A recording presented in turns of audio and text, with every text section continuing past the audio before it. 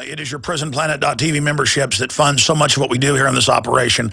And then we're more than happy for the TV show after it's aired live, then be leaked out onto the web to tens of millions of people. That's our goal.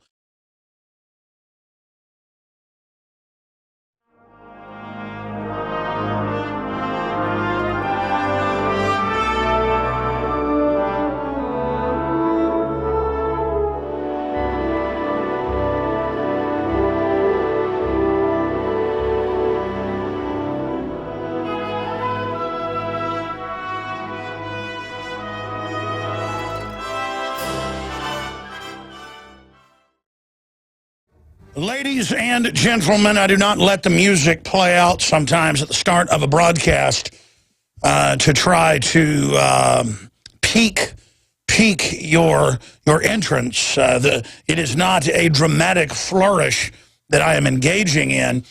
I am so busy during the breaks and right before the show, feverishly looking over all of the unbelievably important news that I have to be flogged into my chair to begin the transmission. So again, thank you so much for joining us on this Tuesday, the 23rd day of July 2013, the day after the momentous birth of the future King of England, Count Dracula the 27th, the parasitical vestige, the whole world rejoicing over hereditary dictatorships.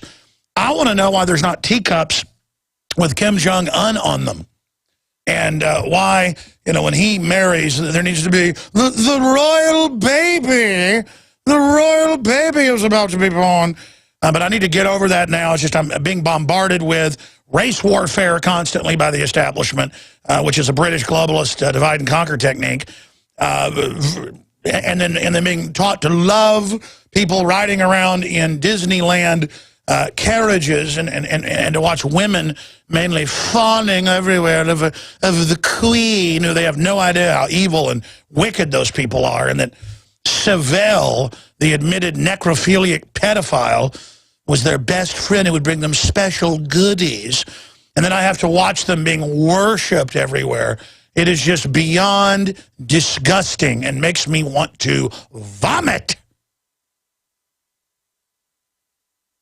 And it just makes me want to throw out an expletive. I've decided that a new expletive I'm going to use that the FCC may find me for is, Joe Biden! Bye, Joe Biden, you've done it! I've decided that's like a profanity now. Like if I slam my hand in a door, but it's only a profanity if you say the word Joe Biden in a British accent. If you it makes no sense. It's nonsensical. I'm probably developing some type of syndrome, but the point is I just want to say over and over again, Joe Biden! It's just whatever. We're going to go to break and come back here because, why do we do this? Why is there a weird 5-minute segment we started at 8 after and everybody else starts at 6 or 7 after? Because I didn't like running network news on my show going back 16 years ago when it got syndicated. And they said, fine, do the 5 minutes, we'll have a different clock. But I keep saying we're going to do this. The time has come.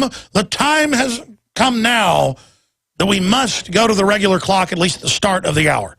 So I guess I need to just make that decision and go with we've put feelers out to our radio affiliates asking what they think, and we're going to be doing that soon because it's almost like a false start or something. I realize some listeners cannot hear us on AM and FM and things when I come in this segment, and so maybe now I'll just play like elevator music, just looped in a British accent. Joe Biden, Joe Biden, Joe Biden, Joe Biden. Look, the whole place that comes from, ladies and gentlemen, is I did a little video last night where we played a clip from this TV series back in the 80s, V, where the 2 babies are born, and I said that basically Kate Middleton had actually, the Duchess of Cambridge, excuse me, had actually given birth to 2 clones of Joe Biden and Barack Obama. And when the Joe Biden baby comes out, he has a little snake tongue shoots out. And I say, Joe Biden! Right there at that point, as I'm announcing them, like whenever they have people at these Washington dinners walk in, they'll announce who's been knighted. And it's like, oh, look, who's here? It's Colin Powell. And they'll go, that is the 9th commander of the realm, and even affected an accent. So you're not truly trendy unless you've been knighted by El Queenie. Ladies and gentlemen, we are live, and we are broadcasting worldwide on this 23rd day of July, 2013. We have one of the national leaders and the head of the Houston New Black Panther Party, Quanell X, joining us. Quanell X has actually been on the broadcast before, because even though I disagree with a lot of his statements and politics, he is one of the only people that would stand up say when black people are having their children taken for no reason other than the fact that they are poor and the dad works 2 jobs. The CPS now nationwide says that being poor is a reason to have your children taken. No drugs, no abuse, no nothing, plenty of food, healthy. Oh my gosh, you know, you live in a little house at the storage facility, and you're the manager of the storage facility and kind of the night watchman, and then you also mow yards in the area, and you're married and have 4 kids, we're going to take them all. And then who went and raised a stink about it? We sent reporters, confirmed it. Quanell X. And Quanell X, you know, I liken him to basically a black Klan member. I mean, it's the same kind of statements, but it's from a black perspective.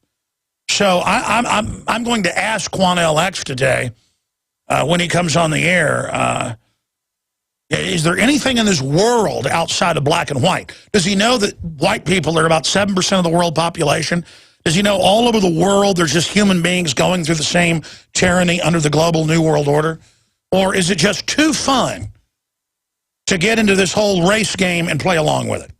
So Quanell X, and you've had the big demonstrations he's had with the folks with the guns. They've got guns. The pro-Zimmerman people have got guns. It is pretty serious stuff. By the way, there's a story up on Infowars.com. It's also up on DrudgeReport.com. That's where we found it, from Gateway Pundit, and they did some great research. And I've got Don Salazar doing a report on this to show some background. Because this is a great report, but what we always do at Infowars.com is we show you the Justice Department's own numbers, where they admit 90+% of so-called hate crimes, you can look this up, it's a major phenomenon in the last 30 years or so, are committed by the Jewish synagogue itself against itself, or the black students against themselves, as a attention-getting thing. You can become a movie star, basically, and be all over the news, and then, you know, not have to do your finals. In fact, it always happens right before finals. People are freaked out. What do?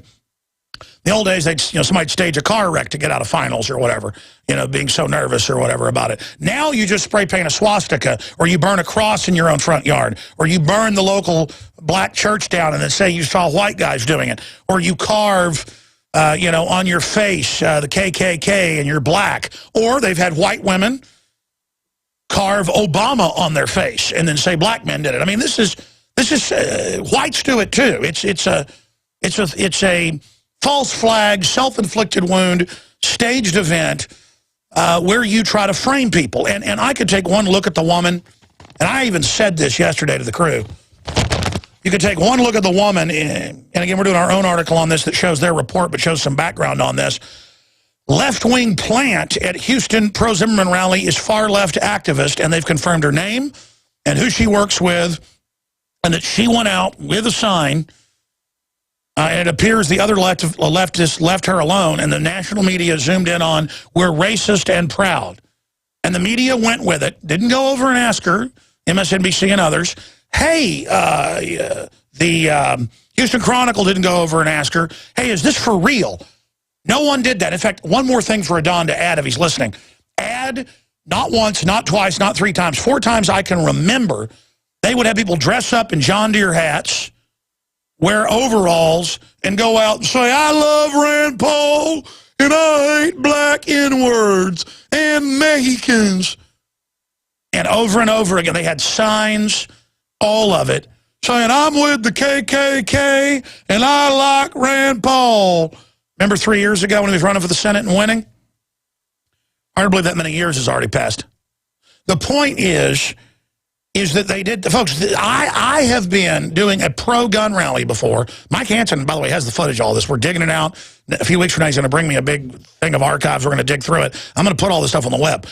Where we'd be at a rally, and there'd be guys show up in Ku Klux Klan outfits, And I'd fall into their car, and I'd go, that's a Democratic Party union sticker. You guys are Democrats. They'd be like, F you, Jones, we're going to get you.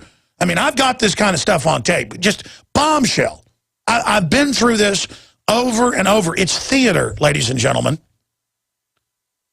Yeah, hit refresh on that, guys, so it'll actually come up with a photo. Or give me a document cam, and I'll actually show TV viewers what I'm talking about. Yeah, we can document cam right in here, and I'll pull this up for people. Left-wing plant at Houston pro-Zimmerman rally is far-left activist. Oh, I see you were pulling up the story about Rand Paul. Good job. Yeah, there it is. We're racist and proud. I mean, why didn't other reporters from the Tea Party groups that were there go over and say, hey, you're fake? And they're so disdainful, folks, they'll tell you they're fake to your face and then laugh at you. So here's a false flag. By the way, George Zimmerman, a SUV turned over and had gas leaking, and he ran over with a fire extinguisher and drugged the people out of the car. It's funny, Saturday I was driving back from the coast, and this guy was going about 30, 40, runs a red light, smashes this old lady, T-bones her. I was 3 cars back, but I stopped in case witnesses were needed until the police got there. And I'm not some hero, but I did see that people that were closer to the crash than I was just drove on by. And by the way, that's illegal in Texas, and it should be illegal. Failure to render aid is unbelievably disgusting if people need help. And some old ladies that were right in front of me, they stopped, were helping. Some cars around that, they drove on by. This woman was T-boned, hurt her head, hurt her knee, couldn't get out of the car. And I just couldn't believe that the people closer to the wreck than I was back like 3, 4 cars. I saw it happen. Didn't go render aid to this woman. I mean, wouldn't you want your grandmother to have people stop and help her? It's like when I saw a lady choking once. There was like 25 people around her going 911, 911 like parrots, and no one was helping the woman. And then I had to physically pull them out of the way. They're like, hey, are you trained? Hey, wait for the police. And then as soon as I got the woman to cough the big piece of bread up, they're like, you're a hero. But we're looking at me real weird, and I'm like, we're going to get sued. So I had to pick that woman up, and I thought I might have hurt a rib or something. The woman weighed like 300 pounds, 270 pounds or so. And then we got out of there. Because in America, helping somebody, it's true, is persona non grata.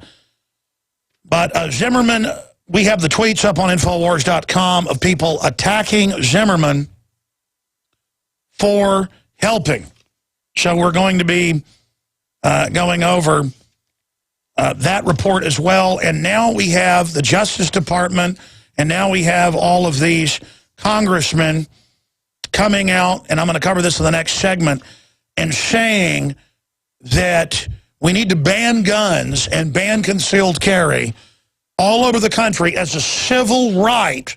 The guns are racist. And I told you this was coming. I mean, you saw it back during the whole Sandy Hook situation where on the news they said gun owners collectively caused this. And you saw the headlines about gun owners, we're sick of you, you killed those kids. And then all these black activists, from Al Sharpton to reporters at Fox Sports, were like, I'm telling you, the NRA's the new Klan. They want to kill black people. And Michael Moore came out and said, I'm telling you, this is a quote, racist white people want their guns because they're scared of black people. Unbelievable. When it's black people denied ownership of guns in all these major cities, that's why you have such a high crime rate, the criminals can run wild. I mean, they've done this in European countries, and the crime rate explodes because they've disarmed the people. It empowers predators. But that's how you take disarming black cities that are mainly black or largely black, all are disarmed. The Klan's the Democratic Party, folks. They've never let blacks have guns, and they're never going to let you have guns. You belong to them. They're going to run the welfare programs they administer to suck off of. They're going to run the food stamp programs, and you're going to be used as a political weapon to bring down the rest of the country, just like Mexican laborers are. They're not bad people, but they're subsidized with government welfare at a level nobody else is to help bring down the wages. That's a corporate subsidy, so they can pay illegals things that they couldn't live off of without the government subsidy. It's a plan. So George Zimmerman helped save a bunch of people, and now he is being demonized as usual. We're going to get into the latest on the NSA And Paul Watson has chilling photographs of Jesus Christ desecrated, the crucifix machine gunned and bombed by Al-Qaeda, Christians having their heads cut off, thrown off buildings. I mean, you know the mass murder. There's new photos of churches ransacked all over Syria. Churches are also ransacked all over Egypt. That's being reported today. We're going to be getting into that. Obama-backed Syrian rebels ransacked Christian villages and churches. Christians attacked in Egypt by Muslim Brotherhood supporters en masse. More videos of them chopping their heads off, beating their heads in, and throwing them off roofs. These videos are pouring out and will never be on any news channel in the United States. This is the plan. Exterminate Christians in Africa. Exterminate black Christians in Libya after Al-Qaeda took over. Exterminate Christians in the Muslim Crescent, the Red Crescent in south of Russia. I mean, it's on. It is a UN program. And meanwhile, the TSA says they won't stick their hands down your pants anymore if you fingerprint when you go to the airport. But then they still might stick their hands down your pants. And that's been the plan all along. They're now expanding checkpoints outside the airports. We've got breaking news on that and so much more. And we're going to premiere some radio theater here at the bottom of the hour, an amazing film. Stay with us. Ladies and gentlemen, we are back live, and I mentioned this, but let's drill into this right now. First off, confirmed left-wing plant at Houston Zimmerman rally is a far-left activist, and they had a bunch of these people out there to hold up racist signs, to hold up stupid signs, and to say stupid things to the media, and to be quoted by the media. And the media knew, the establishment media knew full well what they were doing, engaging in a piece of theater to deceive the public. A photo from the Houston pro-Zimmerman counter rally at the NBPP anti-Zimmerman rally picked up by AP shows a woman holding a sign that read racist and proud. And again, that was picked up by the AP. You will not get a retraction. They're guaranteed in on it, ladies and gentlemen. That looked incoherent with other reports that pro-Zimmerman side, the Houston Chronicle identified her as Renee Vaughn. And then it goes on to break down that the Austin resident, Renee Vaughn, echoed the sign's ugly statements by yelling, "We're racist, we're proud, we're better because we're white." This was on MSNBC last night, folks. At the group as they passed, according to the Chronicle. So trying to stir stuff up. The act to smear the Zimmerman supporters as racist, she probably works with the Justice Department, folks. This should be investigated as racist with a leftist plant working as a photo and comment was picked up and spread worldwide. Scanning the internet, we found that Renee Vaughn from Austin worked as a far-left environmental group, the Texas Campaign for the Environment. And that is federally funded, by the way. Renee was even, her photo linked to the far-left environmental website. And it shows her right there with the federally funded group. And I'm telling you, we should add in our article, I know this group. They're a land grab group for the big banks, not about real environmental issues. They may have useful idiots in the organization. I don't know. But I know this group, they get federal funds. And so you have a federally funded operative, guaranteed, confirmed, and they don't even care. They even say their real name because they know the media isn't going to cover it, just like they edited Zimmerman to make it sound like he was racist. There's a black guy out here, look at him. Instead it's this guy out here, he's looking in things, doing things, he's acting weird like he's on drugs. Blah, blah, blah. Okay, where's he going? Where's he going? Okay, well, is he white, Hispanic, black? He looks black. See, they're all manipulating you, ladies and gentlemen. Meanwhile, there's a whole world of serious things going on. Now, I've said this day one, it's about making owning guns racial and coming out with 180-degree frauds, 180 degrees from the truth, and saying, ladies and gentlemen, worldwide, it is racist to own guns. You have a right to be free in your community of no guns. While the government has the monopoly of force and rules over you, and criminals don't follow the law and abuse you. It doesn't work. But they know it doesn't work. It's about a monopoly of force in the UN Zone Treaty. They say the state must have the monopoly of force. Look it up. UNIDIR, July 7th, 2001, ratified in the original treaty, and the new treaty says we implement according to these agreements. Just like Obamacare says we get a blank check, or the NSA cybersecurity is a blank check, or the amnesty bill is a blank check. They're dictatorial blank checks, and that's what the UN treaty does. And that's why Forbes and even the Wall Street Journal have had to admit it goes after individuals' guns. It says states can have guns, but not people. And now Representative Luis Gutierrez calls for House hearings on Trayvon Martin and gun control. Washington Times. Boom. I heard him this morning because I monitor enemy channels on XM, MSNBC. Not saying XM's an enemy, but, you know, they carry enemy operations on there. And I'm literally, this is enemy operations. I'm not just saying that. This is an occupation takeover grid. Here's another one. NRA holder exploiting Trayvon Martin death to push gun control. The Hill. Yeah, no kidding.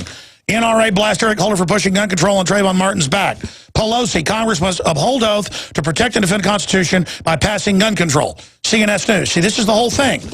Bloomberg goes, I'm the biggest Second Amendment supporter in the world. Second Amendment means I take all your guns. I believe in a Fourth Amendment. We're going to have police without warrants search everybody on the street. You have a right to be a slave. George Zimmerman, ladies and gentlemen, look at the Twitter users after he helped save those people in the overturned car. Supposedly, George Zimmerman saved a family from an overturned car last week. Well, I say F him. The family Zimmerman saved, were they black? If not, I still say F him. You know, on and on and on. You don't know who this guy is. You don't know if he really did this on purpose. I mean, stop being so stupid and hating somebody you don't know while the New World Order puts fluoride in your water that lowers your IQ 20 points. They've stolen all of our advanced intellects that some of us would have had. They've robbed us all. We got an incredible film. It's radio theater. It works well with radio. Coming up, the full video's up on Infowars.com. It's called Purge. It needs to go viral. It's coming up. Monday through Friday, we're here for 3 hours live, 12 noon to 3 Eastern. Back weeknight, 7 o'clock. Infowars at Nightly News. I'm going to make an announcement here about the film contest after we premiere this film. TV viewers can watch it right now at Infowars.com/show. PrisonPlanet.tv members can also see it. They get all the films and the Nightly News. All the free podcasts, all the free iPhone and Android apps are all at Infowars.com/show. I'm going to tweet that out again while this film is premiering here on air. Now, we've gotten over 600 entries. They're all incredible. We're down to the top 35 right now at Infowars.com/revere. Or Infowars.com/Paul. It'll all take you there. In fact, the best way is Infowars.com/Paul. But a lot of them don't work well on radio. Some that do, we're going to be airing even after the contest here on radio/TV. But film depicts foreign takeover of DHS. The film is posted via YouTube up on Infowars.com in the featured news area, and also tweeted it out on Real Alex Jones today. And this deals with a foreign takeover of DHS. It's been done by foreign banks of the Federal Reserve, but to illustrate it, they show them using German mercenaries and parts of this that are incompatible with radio. I will narrate it. The film is Purge, and it's 17 minutes long. Here it is. Department of Homeland Security, headquarters. The last 2 weeks. Now I'm here to tell you the time is critical. The Department of Homeland Security has determined that now is the time to implement action to suppress the activities of right-wing extremists. The economic and political environment in which these extremists thrive is becoming more volatile. It's apparent that the world has entered into a currency crisis. They're in a Homeland Security briefing room. To civil unrest and armed conflict. Now, these are environments in which our enemies, both foreign and domestic, thrive. We're not going to let that happen. It's no secret that the DHS recently purchased over 2 billion rounds of ammunition. We're going to continue to purchase ammunition to keep it off the open market. This prevents these extremists from getting ammunition in their hands. Additionally, we've purchased 7,000 assault weapons. These weapons will be issued to newly formed FEMA Youth Corps brigades. As we receive threat level assessments, these brigades will be deployed into combat areas using 2,700 war wagons that were specifically designed for this purpose. Now, in the past, extremists were easy to identify. They were skinheads, KKK members, radical political ideologists. Well, now it's becoming a little more difficult. This group includes anti-abortionists, pro-constitutionalists, believers in biblical end times, gun owners, and most importantly, military veterans. Excuse me, but military veterans are not extremists. Pro-Constitution? Every American should be pro-Constitution. I mean, the Constitution is the written law of the land.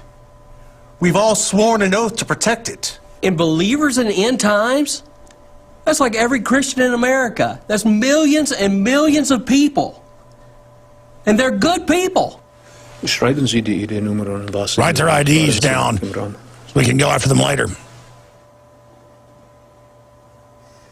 Now look, you may not think that these people are extremists, but we've been monitoring their activity. We've been looking at internet traffic, cell phone use, and financial transactions. All this information is being sent to the Threat Fusion Center. The Department of Justice, Department of Homeland Security, the FBI, and other federal agencies have determined that these people pose a real threat. Now, effective immediately, all DHS agents will be required to undergo firearms desensitivity training using these new targets: the elderly, children, pregnant women, gun owners. By the way, this is all real. Military veterans will all actually have these briefings to see who will be part of it. An additional asset that's been made available to DHS has been the use of drones. These drones will be outfitted for surveillance, but as threat levels increase and the need arises, they will be set up for military strikes. This is treason. Ich glaube, wir müssen diese beschleunigen. I think we'd better expedite this. Speaking in German does not mask your guilt, one of the feds says. Your attitude is not appreciated. Tun, was Sie am besten können. Do what you do best.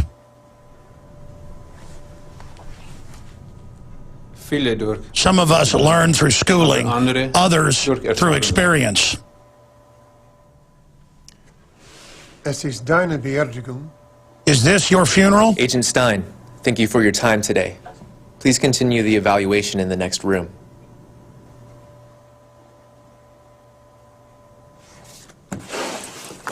The only difference is the feds now just clamor to go up against the American people. Amerikaner sind nicht Americans are not as weak as you'd like to believe.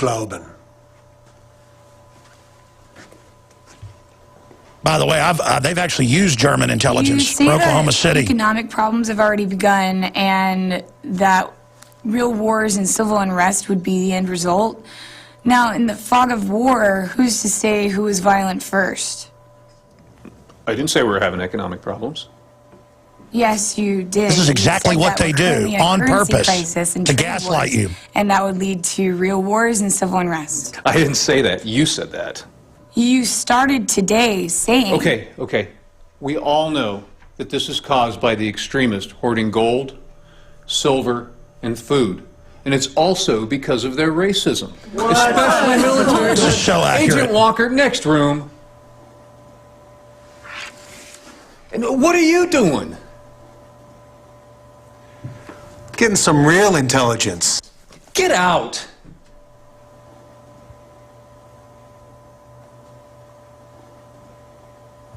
Now, ladies and gentlemen, this does get more urgent. Our preparations for the purge have to be expedited. We received a request from the Federal Reserve that the Department of Treasury, with the assistance of DHS, be authorized to confiscate all gold and silver being held in safe deposit boxes in banks throughout the country. By the way, they've actually done that. Already begun. Furthermore, in order to disable cyber attacks, to alleviate a toxic derivative market, and to starve out our political adversaries, the federal government is prepared to heavily tax all 401ks, all savings accounts, this is the plan. all pensions, and all Social Security. Just like they did with the IRS. Especially those of military veterans. Absolutely, they're going to ruin you. And the Christians. Now, a possible shutdown of the entire banking system may be required. Well, of course people are going to become violent. You're stealing their money. When my Aunt Gertrude finds out that you're going to yank her pension and cut off her Social Security, you're going to need all that ammo and all those tanks. That's right. Tortelli. How dare you do this to veterans who serve their country faithfully, only to be backstabbed by a bunch of ivory tower bureaucrats committing treason? Is that what you think this is, Agent Tortelli? Bureaucrats committing treason? You want to know what this is? I'll tell you what this is. The DHS has become a Gestapo, the Nazi SS. Tortelli, next room.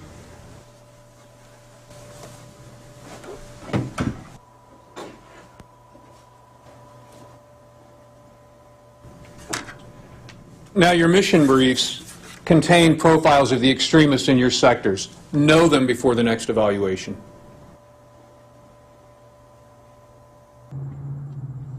That's why they're going to private contractors, is they can't even get the feds to do what they want, and it's actually happening. So one of the Homeland Security people, one of the FBI people calls one of the extremists that's on her list. Hello, is this Roland McMahon? Yes, Rolly. Who is this? This is Agent Danielle Robbins of the Department of Homeland Security. I'm concerned about an operation the DHS is conducting, and I'm wondering if I can get some more information from you. Why does my gut tell me that I should just hang up right now? I understand. You know, the DHS is not exactly on my favorite list. I understand, and I'm on your side. Are you? Prove it. Sir, I've received orders to investigate alleged extremist activity in my sector. The DHS is planning to purge certain individuals in the near future, and I believe they're doing it illegally. You're on the list, and I want to get down to the bottom of this before it gets any worse. Let me buy you a beer somewhere so we can talk more about it. By the way, the Army manual says they're training to put us in, quote, re-education camps. This is real. But I don't think you're going to like where this is going. I already don't like where this is. That's why I'm calling. But it's so over the top, people are following orders because they don't know how to deal with the real thing happening in America. I don't want to get involved. Rolly, I have an intel profile report on you a mile long. I know internet posts, phone conversations, bank transactions. They have you all figured out. And all of that's illegal So under the you're already Constitution. involved. But they do. And I want to find out if you are who they say you are. Folks, they're already coming after us. If it's not as advertised, well, Agent Danielle Robbins is going to be barking fire here at the office. They put poison in the water, folks. You're already committed. All right, but when we meet, you come alone. Sure. So they made it a football field. Yeah, I was part of the 1st Tank Battalion, Abrams, who rolled into Baghdad, Iraq 2003. We were the first boots on the ground. I didn't see much action until a couple weeks later, but yeah. Tell me more. I don't think we were in Iraq for weapons of mass destruction. I don't think we're in Afghanistan for terror. I don't think we went into Libya to free the people, and I don't think we're in Syria now helping anybody. And if we get into a war with Iran, I don't think it's going to end well for America. That's the plan. So, are you a Republican or a Democrat? And who did you vote for in the last election, if you don't mind me asking? Neither. I will not vote for the lesser of two evils, and I will not be part of their system. Whose system? The Federal Reserve System. The Federal Reserve is a private company who has the power to issue our own currency. They're the real power brokers, the real shadow government. And they want you bankrupt. Congress and president can't even question them. The politicians are just puppets in this game. The politicians give us the illusion as if we're free. And now they're going to get rid of even that. The Federal Reserve is printing $85 billion a month through quantitative easing and giving it to themselves. It is total counterfeit. I mean, look at the Boston bombing. Look at that happened on the same day that the gold and silver market crashed. And all the big banks swooped in to grab all the money while everyone was busy watching the news of the bombing. They swooped in and bought gold and silver by the ton. And the reason that they want me purged is because I don't buy their lies. That's right, folks. They're going to start with the leaders first, and they're going to move down to you. Power brokers. So is that their plan, to get all the money? No, they already have money. They want control. That's right. They want to bring about a new one world government, a one world currency, and a one world religion. They want to control everything. They're coming for everybody, folks. You're lying to yourself if you don't admit that. None of you that work for this are part of the winners. Can you play this all out for me? Just play it all out. It's going to start with a bank holiday. That's where they shut down all the banks. It's going to come like on a Friday afternoon. They're going to say that there's some cyber attack, and then they'll reopen the banks after they've dealt with the cyber attack on Monday morning. In the meantime, martial law will begin, and they'll start purging all veterans, all gun owners, all Christians, or anyone that they see as a threat. The Civil War is going to be bloody.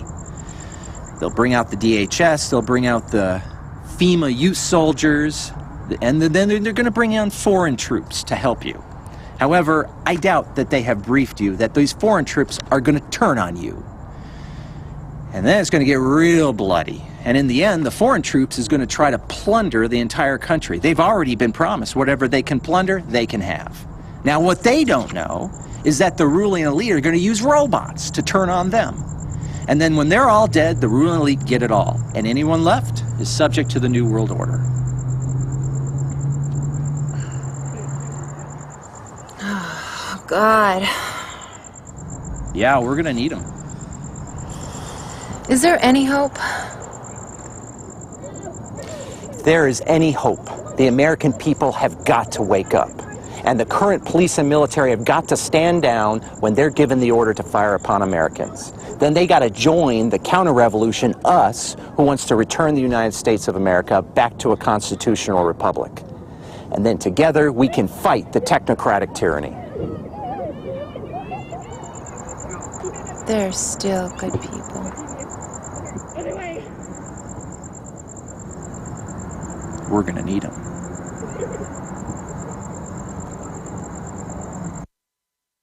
In a press statement from the chairman of the Federal Reserve, all banking activity will cease at 5 p.m. Eastern Time Friday afternoon. All banks will be closed throughout the weekend. ATMs will be shut down, and all online financial transactions will be suspended. According to the Federal Reserve press statement, normal banking will resume at 8 a.m. Eastern Time Monday morning. In other news, at the military bases across the nation, troops are conducting emergency deployment readiness exercises in conjunction with the Department of Homeland Security and the other federal, state, and local law enforcement agencies. Today, the National Council of Churches has made an urgent plea with all Christians: observe the scriptures and obey the federal government's order to turn in all firearms by Monday. It is the civic duty of all Christians to be an example to the nation as peaceful, obedient citizens who quickly become part of the solution and do not cling to the problem. This is the most disturbing weekend I have ever experienced in this country. Let's go to the phones. Larry, you're on the air. Jack, our pastor sold us out. What? I'm one of the deacons at our church, and I found out that our pastor was paid to snitch internalistic congregants he thinks is storing food and guns. Who does he think he is? He's a traitor! The DHS has been put on high alert in anticipation of imminent terrorist attacks from veterans, and is urgently requesting information of sightings of any suspicious activity, such as stockpiling or transporting in mass food, water, guns, ammunition, fuel, or any indication of home fortification. Again, if you see something suspicious, please contact the DHS immediately. A cash reward may be given. They're bringing down the hammer hard, folks. You must keep vigilant. Let's get back to the phones. Jody from Texas, you're on the air. Jack, they're coming. I'm telling you, this is it. Yeah, I saw some people, they're just pulling right out of their houses. They're showing no mercy. This is it. All right, let's stop right there. This is it, man. This is a red alert. You can see the final minutes of the film up on Infowars.com. It's in the featured news area. Film depicts foreign takeover of DHS and what ends up happening. I believe this is further out in the future for a hot purge, but they are moving towards that and admitting that's the plan. It's totally illegal. We have hundreds of admitted crimes from the top. They should all be in jail. They're going for broke. And I've got announcements concerning the Operation Paul Revere film contest on the other side. But go to Infowars.com/Paul to see the top 35 finalists. We've got a lot of news on Obamacare, you name it, coming up as well. The taste of love is sweet, folks, when hearts like ours meet. All right, here's the announcement. We've had over 600 entries. All of them are pretty good. 300 or so were put up in the first group of finalists. Now it's down to 35. And you can find out at Infowars.com/Paul. Or you can link through that. Every day we're posting 5, 6, 7 different finalist up on the front page of Infowars.com, like Purge that you just saw and listened to part of, depending on how you're watching or listening. And it has been really, really rough and trying to decide who's the best here. I tell you, it's amazing viewing at home at night, sitting there with an iPad until 1 in the morning watching these and trying to figure out what the finalists were and now who's going to win. I still don't know. And we're supposed to have, I'm supposed to decide like today or tomorrow so I can say Thursday who third place is, and then Friday who second place is, and then Monday so I can say who first place is. And I've just got to give myself the weekend to really properly judge this.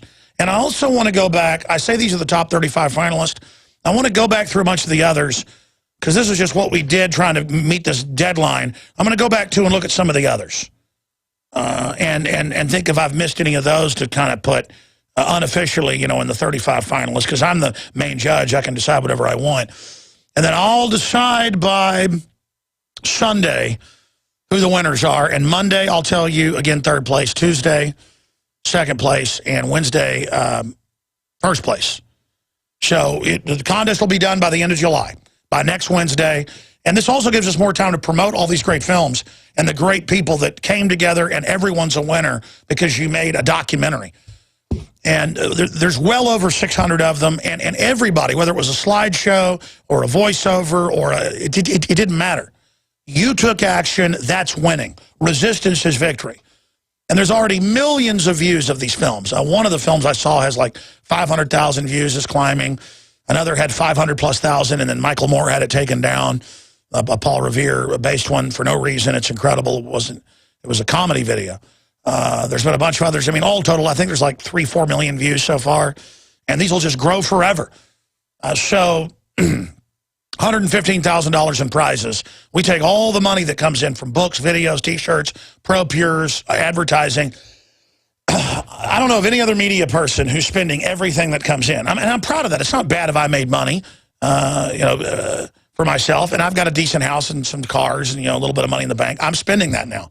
If I have to, I'll down the road, I'd sell my house and move into an apartment, to keep funding this. I'm 100% going all out against the globalist. So InfoWarsStore.com if you want to support us and get the new film State of Mind, The Psychology of Control on Blu-ray or DVD. Yeah, we put it out for free on YouTube after it premiered on Nightly News.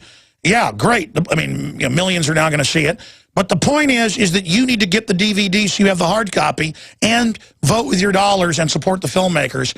And, of course, Infowars.com is distributing State of Mind, The Psychology of Control, such an important film. All the DVD orders get a free Citizen Rule book along with the order and bumper stickers, and throw a few magazines in there as well. So State of Mind, The Psychology of Control, available at InfoWarsStore.com. Go to InfoWarsHealth.com for the very best vitamins, minerals, wide spectrum, non-GMO, organic stuff like Tangy Tangerine 2.0 now out. InfoWarsHealth.com. And there's also a toll-free number on there. And you can also call 888-789-9277 to have any questions or sign up. They can help you sign up to get free shipping when you sign up for AutoShip. Again, that's InfoWarsHealth.com, and a lot of new products up there as well. And get Pro-Pure 10% off, promo code WATER. I do this sometimes. I look at the guest sheet wrong. Quanell X, one of the head Black Panther Party, new Black Panther Party people, who was down there on the armed march in Houston, where they had Democratic operatives out there with racist signs to try to create division and distractions. He's going to be joining us in the next hour. So that is going to be coming up in the third hour today. We are going to be taking your calls in this hour, open phones, first-time callers yet again on all the news already covered in the last hour and the news that's coming up in this hour. But we're also going to be getting into the Muslim Brotherhood and others blowing up and burning down and mass murdering Christians as usual, and how that ties in to Homeland Security and their fake war on terror. It's really a war on our liberties. We're going to get into the latest developments with Fukushima. TEPCO admits Fukushima 1 reactor is still leaking radioactive water into the Pacific. Guess where that comes? Right over here. But when the federal government discovers the tuna are filled with radiation, Their answer is just keep feeding it to us. And we're also going to be getting into a host of other articles that are up on Infowars.com and PrisonPlanet.com. And first off, when we come back in the next segment, I am going to get into the Obamacare showdown being reported by the Hill newspaper and really what Obamacare signifies and what that means, and the 1,200 days left with Obama in office. And Obama saying Trayvon looks like the son, and now Trayvon looks like him. If you didn't hear that a few days ago, literally trying to now make himself the victim. So they make Trayvon a victim, which he clearly at some level was a victim, and we're sad for him and his family. And then they transfer that manipulation onto Obama.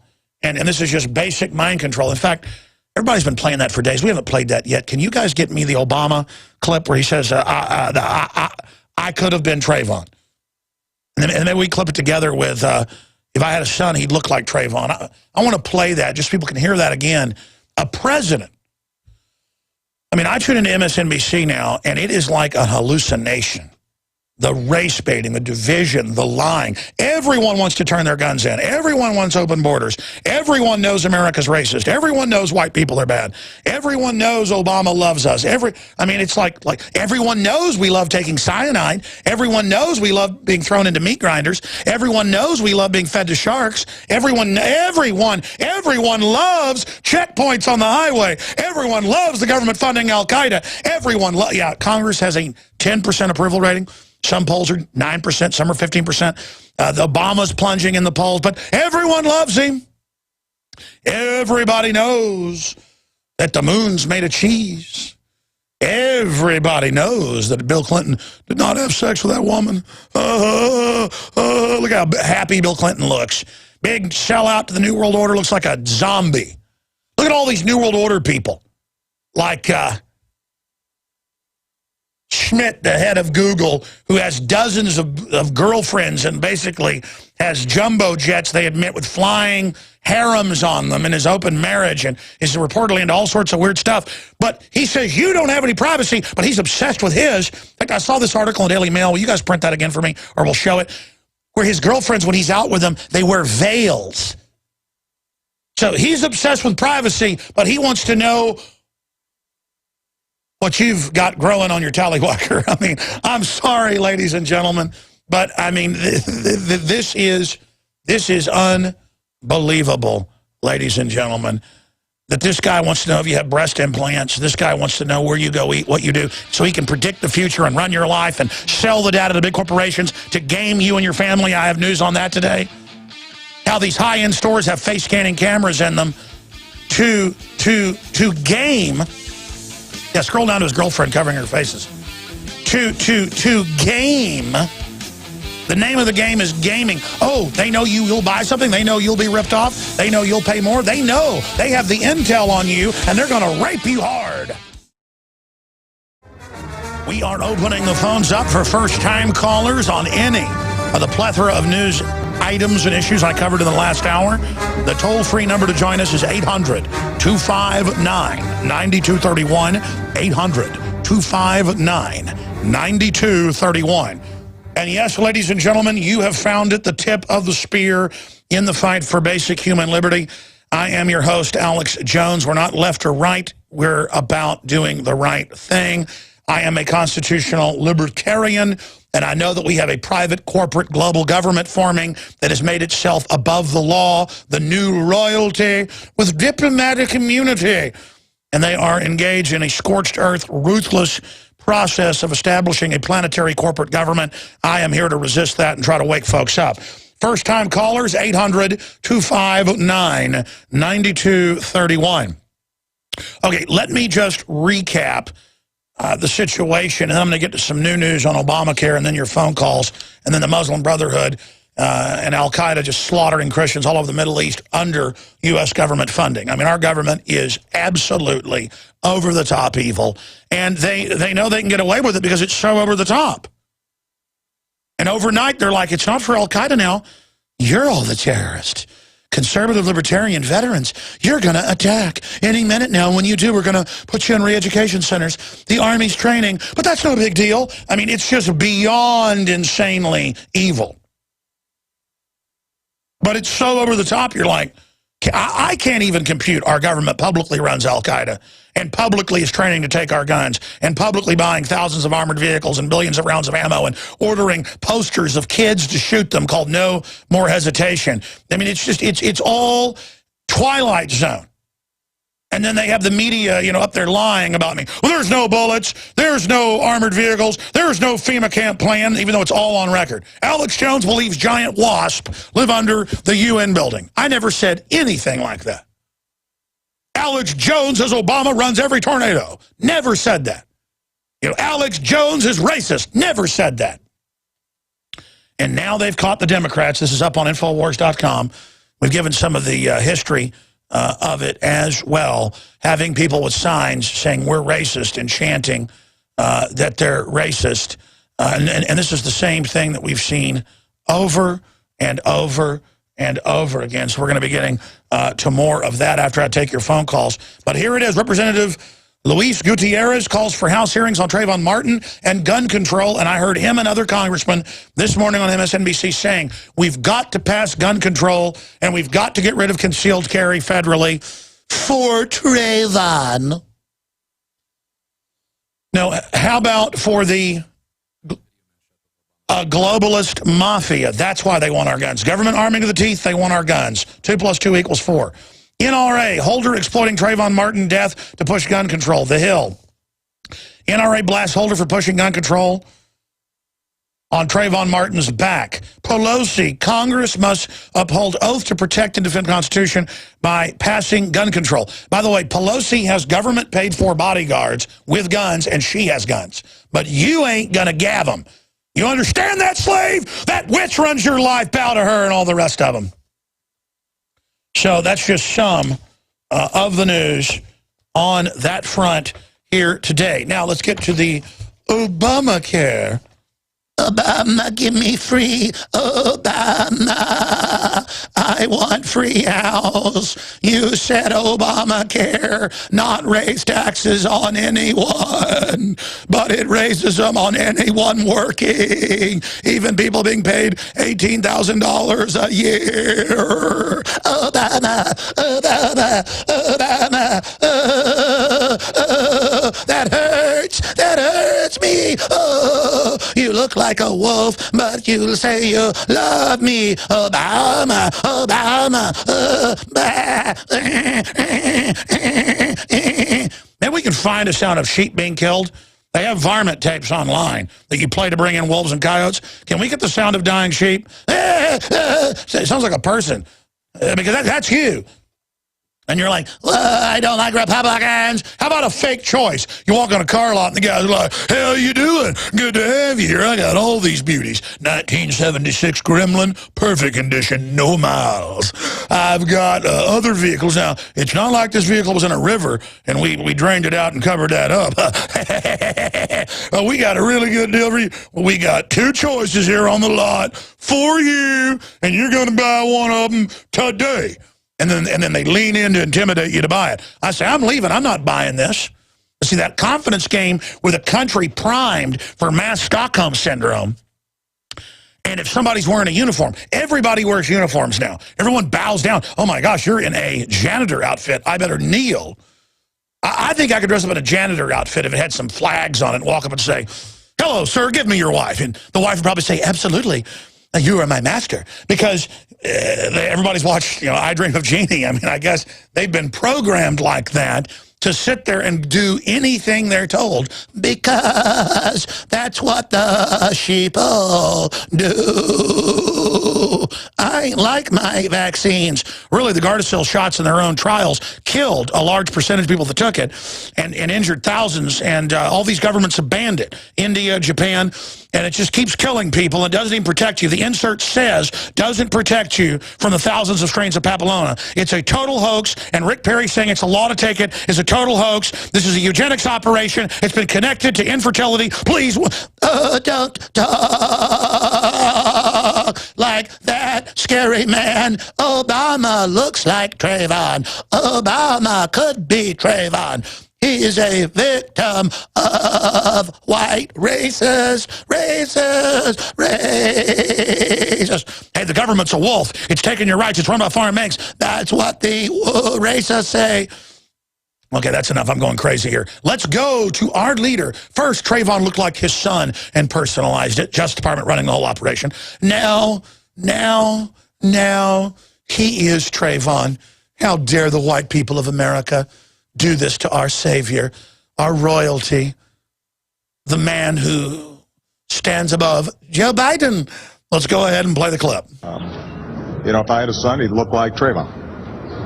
And when Trayvon Martin was first shot, I said that this could have been my son.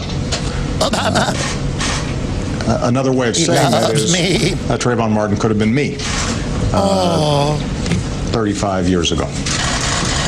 And when you think about why, in the African-American community at least, there's a lot of pain around what happened here. I think it's important to recognize and we're here to put salt in the wounds as much as possible to distract you from the foreign banks I work for, raping everybody. At this issue through a set of experiences and a, that's and a enough. history. Yeah, he goes on to say, I'm used to when I walk through a parking lot, people lock the doors. Yeah, when I get in my car and then I turn it on and I'm in a parking lot, I lock the door. And, you know, I'm a man, and I've been walking through parking lots and seen women kind of look at you and got their purse because people are living in fear. I'm a white guy.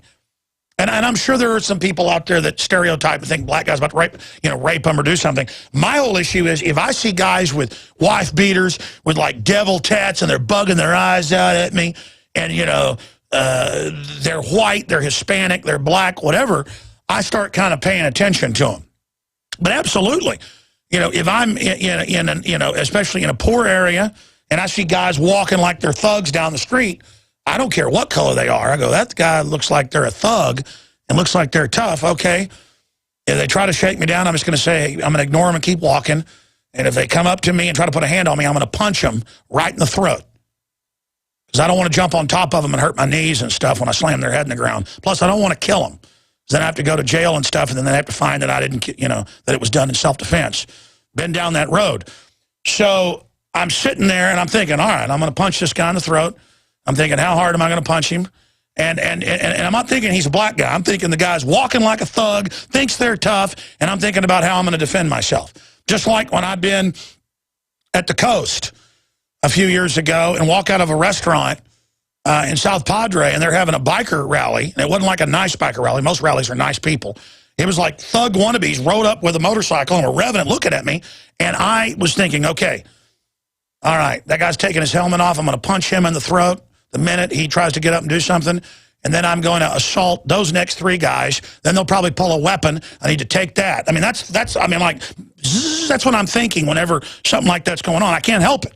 I'm thinking, all right, I'm ready to kill. I mean, that's just how I am. And I'm thinking, all right, okay, instantly assess these guys. These are probably ex-con, real criminals. I've got my 3 kids here. That gives me, you know, just turbo dinosaur power. And I'm thinking, control yourself. Don't have a fight unless you've absolutely got to. You know, the man in me is ready to take them all on. And gosh, you know what I'm talking about out there, don't you? Yeah, you scum. I hate gang members and filth. And it has nothing to do with black people. But I will stomp your head in if you start a fight with me, you thug scum. Anyways, excuse me, ladies and gentlemen. The point here is that they are simply trying to invoke a racial division here, and that's what he's doing. Because, I mean, I see it all the time. People are insecure. They go to a country club that's above their standard if they're white. Or black folks will think, I don't want to go there. You know, I mean, I had black friends in high school who are like, I don't really want to, you know, really want me to go to that golf course with you and go to that country club? You think people like me there? You know, I get that, and there's Obama trying to invoke it. Let me tell people who are looking at it at a country club nowadays how sharp your car is, your posture, and how you're dressed.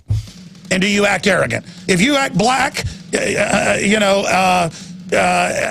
mean, if you're black and you go in there and you act, you know, like you're the president, everyone will kiss your ass. if you sit there and you act like a thug and you're a white guy, everybody's going to want to throw you out of a place. That's what it comes down to, ladies and gentlemen. That's where all this goes. That's how all this sits there and operates. And the media is trying to tell us how we're supposed to act to create division. Your phone call's coming up. But I take my focus, I take my anger, I take it all, and I try to direct it towards the globalist. And to see them trying to bring back all the classism, racism, and to manage us makes me disgusted. And we have a graphic up on Infowars.com that Anthony Frieda put together, Divide and Conquer, that breaks it all down, exactly what the globalists are doing. I mean, people are absolutely integrating together. People are getting along better than ever. And I'm telling you, stuff like this is meant so the government can divide and conquer and manage everybody. I said I'd go to your phone calls. I'm going to go to your phone calls. In fact, I'm going to do it right now. And then when we come back from break, I will briefly get into the showdown on Obamacare and a bunch of other news. And then we have Quanell X. So I shouldn't yell and scream on air. I lose my voice. Joining us to talk about the Black Panther, new Black Panther Party rally they had yesterday and all the things that happened down there and his take on all this. This should be interesting and informative. I'm going to try to actually talk to this guy and say, really, this is all. We ought to get some Klan people on the show, too. And, of course, Matt Owl say, Jones had the Klan on and said he loved them. She'll be like, but he had wonderful new Black Panther Party on, so I guess it's okay. Let's go ahead and talk to Andrew in Florida. You're on the air. Welcome. Hello, Alex. This is Andrew. First-time caller. I wanted to say real quick, I appreciate what you do every day, and I do what I can to figure things out and do my own research. And I just wanted to bring up a specific point. I'm an employee at a local grocery store. I'm not going to use any names, but I've investigated a certain type of drinking water for babies called nursery water. I'm not sure if I'm allowed to say that on the air, but... Yeah, bud, I know all about it. I've probably shot, let's not exaggerate, 20 reports on it, where it even has higher levels than what they have come out, and they have said... 7 years ago, the American Dental Association said stop brushing kids' teeth with fluoride. It causes fluorosis, cracking of teeth, and reduction of IQ. They've said take it out of pesticide that they spray on crops because it bioaccumulates. And they've also gone around and had to admit, because the lawsuits and the science, and they had, I bash government all day, they had 97% of the toxicologists and scientists at the Environmental Protection Agency in 2000 and again in 2005 or so, and then again 2 years ago, send letters with their names saying, take this out of the drinking water. And the answer was, we'll go from 1.6 part per million is federally recommended to 1.07. So they cut it basically in half. That's still deadly. And again, yes, everywhere. The government has been forced to say, don't give babies fluoride water. I mean, you might as well literally give them a lobotomy. And, I mean, I've drunk that nursery water on air. I mean, you can taste the chemical in it. I mean, it tastes like pool water, folks. And it's for the kids. And by the way, I was in a CVS. The manager came over. He goes, you're the one who shot that video in here. I know my store. And I went, yeah. He goes, well, I looked that stuff up because we were thinking about suing you, and I guess it's true. Besides, nobody buys it anymore. I've heard it's going to be discontinued. And I went, well, then why are you bucking up to me? What, you're 6'4", so they made you the manager, and you're now kind of getting in my space. I said, I'm trying to help kids. Stop bugging your jaw out at me. I mean, I'm sorry. That's how I am. Get off my back. I'm sorry. Go ahead. Go ahead and make your point about it. No problem. I actually just think it's a little strange and in a weird way kind of funny. When you look at the packaging for this type of water, I'm pretty sure you've noticed it. It provides the information that fluoride is added, like it's a huge benefit. And it's like I look at this, and the way I read it is like, with fluoride added, like it's good for your children, and I think it's pretty insane in my opinion. if anyone does any basic research on fluoride, and I did a little investigation on the supposed usage by Hitler on his death camps with his... No, that's in Shearer's Rise and Fall of the Third Reich. He got it from the Soviets. It's a fact since about 1925, the Russians, with U.S. government advisors from the Rockefeller Brother Foundation, were spiking the water with about 3 parts per million. That becomes so obvious, though we're not good androids for them, that slows you down too much. In a work camp, you only want about 1 part per 6, 1.6 parts per million. That's why we get work camp dosages. America, you can't blame America for being zombies. We've been under chemical attack since the 1950s, okay? We'll be right back with more of your phone calls. Stay with us. All right, I'm not going to start talking now, or I'll never go to your calls. Let's just go to your calls right now. Let's talk to Andrew in the UK. You're on the air. Hello, Alex. Hey, buddy. Good to finally talk. I called yesterday, but it's put on hold for 40 minutes. Then I had to walk the dog. Anyway, I've got you LinkedIn right now, which I do pretty much every day on infoaudio.net. That's my thing in the United Kingdom. Awesome. So yeah, I don't know how many listeners you've got stateside, but I'm sure it's kind of double that over here now. Because I've been on since 29th of February of last year. And to be honest with you, I hadn't heard of Alex Jones. The only Alex Jones I knew about was the BBC One presenter. I don't know if you're aware of her. On the One show. So somebody says, have you heard Alex Jones? I went, that woman on BBC One? He goes, no, I went, no, the guy off from Austin, Texas, does Infowars.com. So then I had a look at your site. I thought, right, this guy's opinionated, he's outspoken, so it's good to know that there's other people out there that are willing to take that risk and talk out loud. Well, worldwide, the broadcast is growing, and I just see that as a metric, a measurement of the global awakening. And it's different strokes for different folks. There's different ideas out there, but overall, we know we're going in the wrong direction. We know we're going into a planned global economy run by some very nasty people, and it's time to wake up. What percentage of Brits do you really think are actually fawning and worshiping over the new royal baby? I mean, I think Kate Middleton is attractive and seems like a nice lady because she is a commoner. I mean, and I'm not against inbred elites just because they're inbred elites. I'm against them because of what they do, but worshiping a bunch of inbred mental midgets on average, I mean, why am I supposed to worship someone? I mean, we all know people whose dad gave their son a business and the person's a jerk and we don't like them because, they were given everything. And they're usually jerks because they don't appreciate anything. We all know that, but we all admire self-made men and women, at least I do. But then there's also people who've been given a lot, but who've also done a lot with it, and then you admire them as well. But just the royalty and then everyone bowing down to them, I mean, it's absolutely disgusting. But I've asked my question, what you calling about? Yeah, just to say that I've got you linked into infoaudio.net. So like I say, I start to do my live show after you finish about 9 o'clock. I think I'll patch you in about 5, 6 in the afternoon because of the time delay. Then I do my thing. I do a news section at 10. I did a big section on the royal family. I don't like the worship of wealth. It ain't, they're human beings after all. And that baby's going to be brought up in, flash photography. When she comes out of the hospital, you know what it's going to be like. They're going to be all paps there. And she'll just come out for a few photos. They'll do 32-page pull-outs for it. It's this sort of worship of wealth that I don't like. And I'm not a royalist, obviously, but I'd say, in answer to your question, the percentage of people, I'd say 10 to 20%. It's the older generation that will stand and wait for the Queen to come out to wave and go past.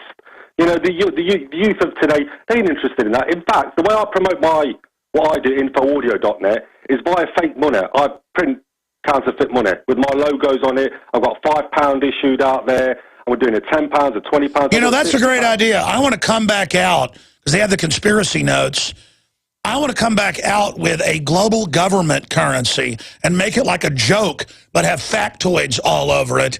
And maybe we'll do one like Vampire in Chief with the Queen of England, and then another that has, eugenicist mass murderer in chief, David Rockefeller. I've been wanting to do that for a while. That's a great idea. And handbills, hand it out to people, then get them to your site. You can generally get enough ad revenue off that, even with automated systems, to pay for more handbills, and then you self-fund getting the word out using a free market. That's how you do it. Absolutely. Anything else, sir? Yeah, that's it, Alex. Basically, I'm a self-funder. I don't advertise on my site. It's a .net. It's not a .com. Infoaudio.net. It's not a .com. No, I think self-funding's great. If you're a doctor or a businessman or woman and you have extra money, donating it to the fight, doing it yourself, is beautiful. Or have a hobby of a YouTube channel. Whatever. All of us doing a little something will bring the globalists down. Yeah, to be honest with you, though, I'm kind of happy not advertising. That way, I don't have to answer to sponsors or anything like that. I can actually talk freely. I've got friends who are printers. They'll print it real cheap. I mean, it's the paper. Yeah, but here's the deal. You don't have to answer for sponsors. There's a lot of automated ad systems where you can approve and disapprove. They just come to you, and they go into an automated market, and you say your price, and then, say you only accept libertarian or anti-globalism advertising. I mean, look, they've made it dirty to make money because they want to make it all and then use their control of the market to shut us off. God bless you. I appreciate your call.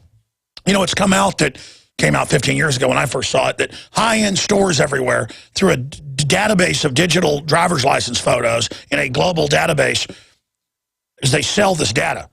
A lot of businesses have a secondary thing of selling data. When you go in to a Barnes & Noble or, whatever these stores are that have the face scanning systems, they know what you read, what you buy, your size. They know how much you spend, and they now have screens that will direct their salespeople to who really has money. Now, folks, that's an invasion of your privacy, okay? And they want you to get a customer loyalty card because that's a contract allowing them to use all the data and sell your data. Now, there it is. High-end stores use facial recognition tools to spot VIPs. And that's a story. What is that, out of Forbes? NPR also reported on it. But the bigger issue, and I have it here in my stack, is they're using it to cheat you.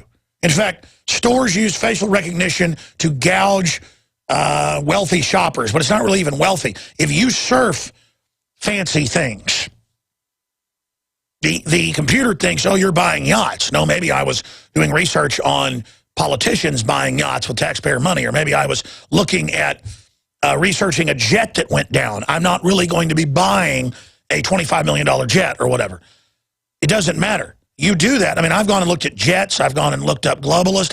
And then next I'm getting, Russian Fabergé egg advertisements, a year later on my computer. I went and looked up the Mercedes that Michael Hastings was in. We looked at it on computers all over the office. Now there's Mercedes ads everywhere. Now I'm getting mail for the Mercedes at my house, the exact Mercedes. You see how that works, folks? I mean, you need to be aware of this. And so they're all using the system to game us. And then meanwhile, we're like, oh, we better not write a book and sell it. My goodness, I don't want to profiteer off my ideas. Well, folks, you've got to sell things to build a base, to build an operation. You could write a book and give it out for free. And if you already have money, that's fine. That's a labor of love. Half the time, people don't even appreciate it if it's given to them for free.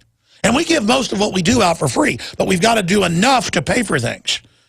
What I'm looking for is unlocked minds. That's my treasure. I'm looking for freedom, a future. I'm a bleeding heart libertarian. I'm a bleeding heart fan of humanity. I'm a bleeding heart lover of humanity, lover of art, lover of goodness, lover of courage, lover of beauty, lover of life. Love it, love it, love it, love it. Hate scum, hate thugs, hate tyrants, hate criminals, hate gangs, hate because they're scum. They're parasites. And when I see a parasite, a tick attached to my dog that I missed in between its toes, it's been there for 2 weeks. I'm ashamed I didn't look over the animal. I'm ashamed I haven't given it a bath. I'm ashamed it's got a tick big and fat. And then I didn't get that tick off, and I pull that tick off, and I take it outside, and I grind it into the ground because I don't like parasites. It's like good dentists will tell you. You think it's gross pulling out rotten teeth and pus coming out and stuff? There's like a satisfaction. But it's not that you like pus. It's like you like healing. You like removing the pus. You like helping people. Not because you're some goody two-shoe who does it from a fake perspective to act like you're a good person, but because it's who you want your children to be. It's who you are. It's what flows from you. So they come to good people and go, oh, you shouldn't have a radio show and make money. How do you think you build an economy? How do you think you build a new media? You've got to go out and you've got to put the information out, do the best research you can, and then sell products you already use that you know are good to share with others and give them a good price so that they can communally, but in an individual way, vote with their dollars and vote up the organic food, vote up the best vitamins and supplements, vote up the best films, vote up the best culture, the best T-shirts, the best art, the best ideas, vote up. You have to choose with your dollars, with your decisions, with your feet, what you promote to crush the enemy instead of them force-feeding. I mean, I don't let my children watch television unless it's like archaeology shows, history shows, hunting, fishing shows, things like that. But whenever we go to a hotel or something, and we flip through the children's channels, it's every channel is, be gay, for stuff targeting 7-year-olds.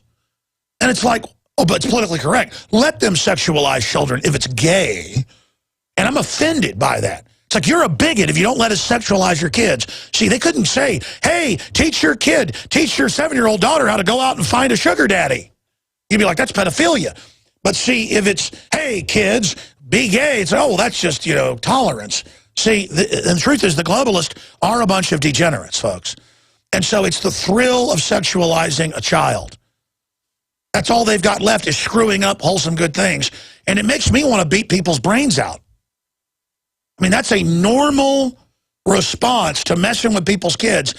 And it's going to get worse and worse. I mean, the public schools, I have a curriculum article. You guys gave it to me and I can't find it. Will you print it again? Where they're now going to teach the racism of guns and how they're meant to kill black people.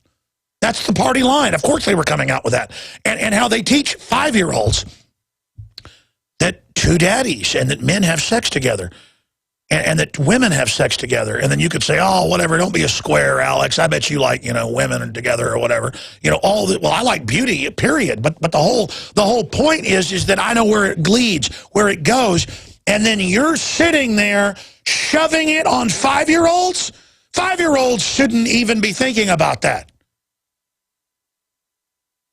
They're ruining natural discovery. They're ruining normal behavior. And all the studies show when you make a child mature early, you are actually abusing their psyche and their IQ and their development, and it stunts their development. It's like if you take steroids when you're 10 years old, it's going to fuse your growth plates and you're going to be a midget. If you take them when you're 14, you're going to have 4 years of growth you're not going to get.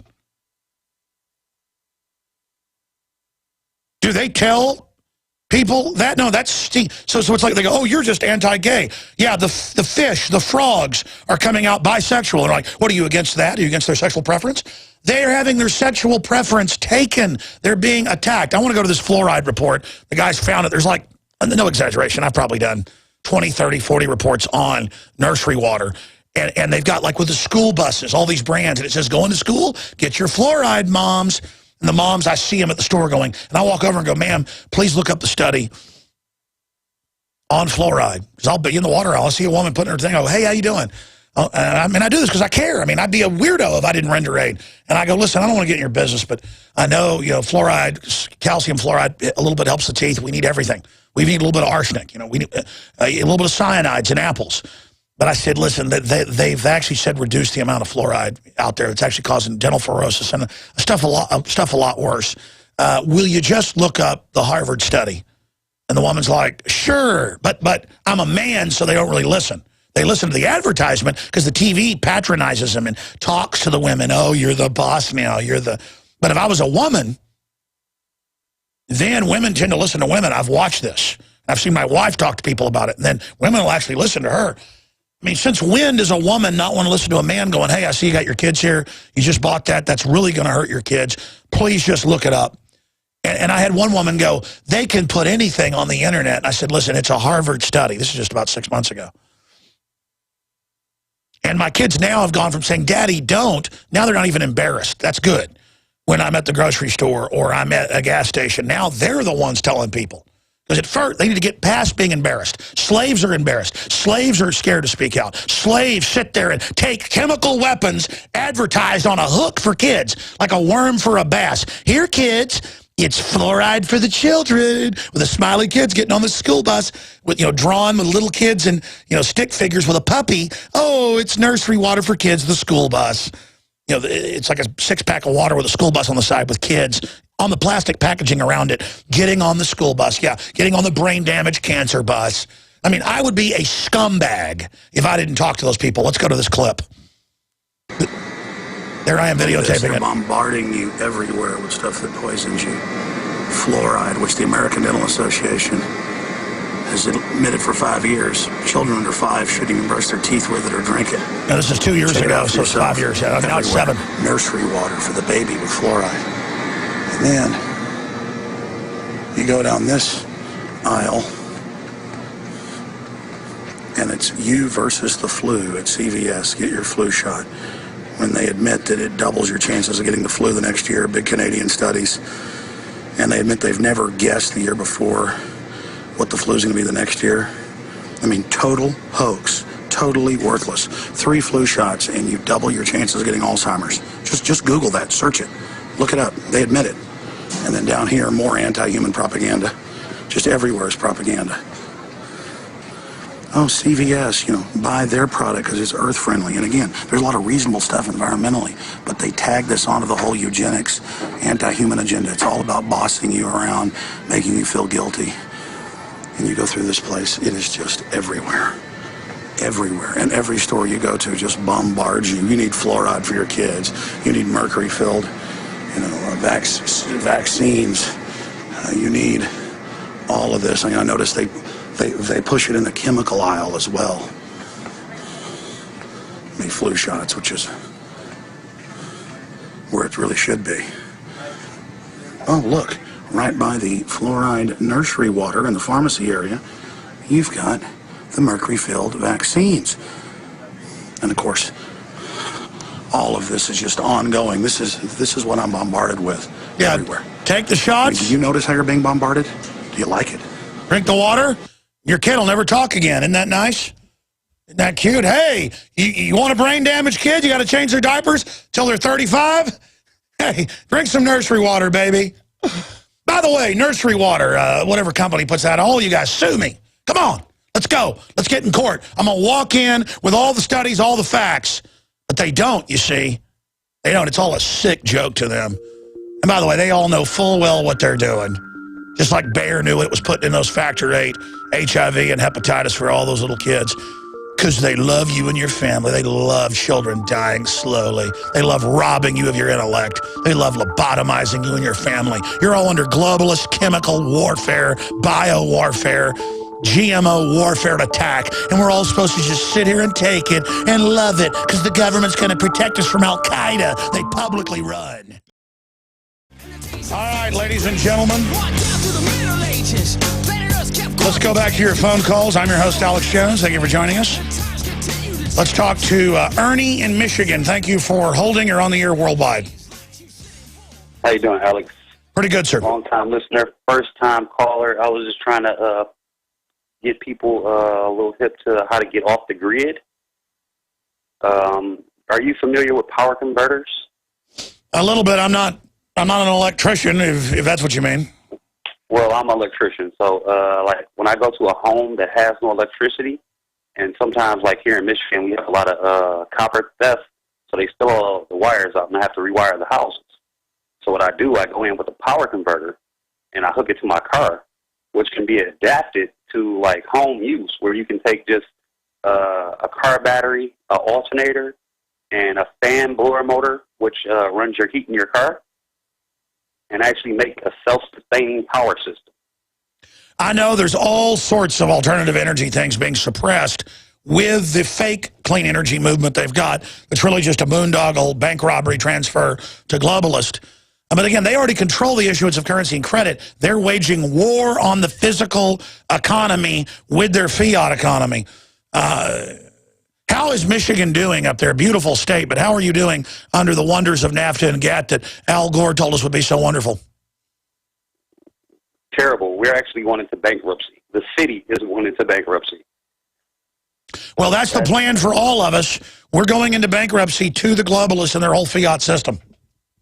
Yeah, actually, since I've been listening to you, I've actually been spreading the word to a lot of people how they've been turning countries into companies and bankrupting the company and taking the country.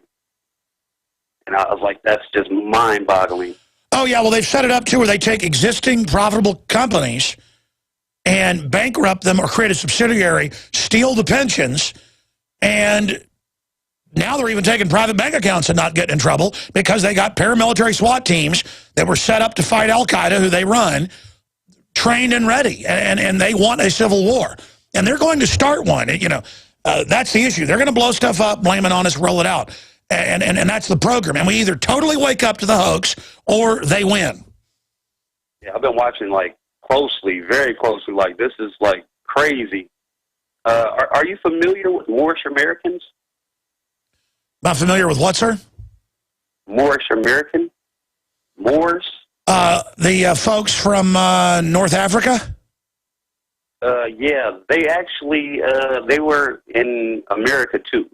Like, No, I understand, but the Moors are from North Africa. That's the group that invaded Spain. Yes. And the original La Reconquista was taking Spain back from them. But yeah, go ahead. Yeah, but they got laws actually with on American books stating that they get like some things free because you know the Moors are the Indians too, but they changed the names. Yeah, I'm confused about what group you're supposed to. Send me some info. We got to end this hour. I'm going to come back with some more calls. Then we've got Quanell X, the head of the Black Panthers, the new Black Panthers down in Houston, and all that big news that's been taking place down there with both sides armed and the rest of it. He's going to be popping in with us, and I will get into the whole situation on Obamacare, where they're talking about shutting the government down. And I say good for some of the Republican leadership that's now saying, let's kill Obamacare. Because, I mean, it was written by insurance companies and banks to rip everybody off. It's an admitted ripoff. I believe it's unconstitutional because it's a tax to foreign banks. And everybody knows it's a scam now, so let's just get rid of it. We'll be right back.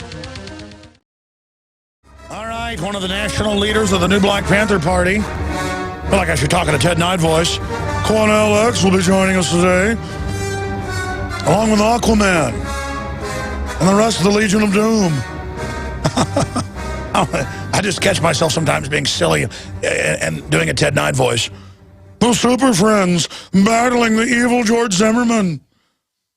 Let's go ahead now and talk to Nick in New Jersey. Can Quanell X defeat the White Cracker? Find out coming up. Nick in New Jersey, you're on the air. Yeah, how you doing, Alex? We're about to see the battle between the Super Friends and the White Cracker. Sorry, go ahead. I'm doing all right. I'm a first-time caller. Been listening to you for many years. And I really enjoyed this Paul Revere contest that you put out. I've probably watched about hundreds of the films, and I've enjoyed each and every single one of them. I just want to congratulate you on such a great effort, and I'm really looking forward to see who wins this contest. Are you my pal, Nick? Yes, I am, sir. No, I'm being sorry. I'm doing more Ted Knight. I apologize. Oh, Billy. Sir, have you seen Caddyshack? No, I have not. Probably a greater, okay, I don't know, I get in a goofy mood sometimes, I apologize. Probably a greater film than even The Godfather. Cinematic virtuoso of, you do drugs, Billy? I don't. That's good, Billy. No, I'm going to stop right there. No, this contest is incredible, Nick. And 600-plus entries, hundreds and hundreds of awesome ones. I don't know who to pick. In fact, maybe I should open the phones up for an hour Friday or something where callers can call in. What do you think the best film is up there at Infowars.com/Paul? Denny. Nick, go ahead. Yeah, so I just wanted to say one thing. I saw the article posted yesterday about the finalists, and some of them were just really high-quality stuff. And I watched some of them over, actually, because I saw them in the finalists.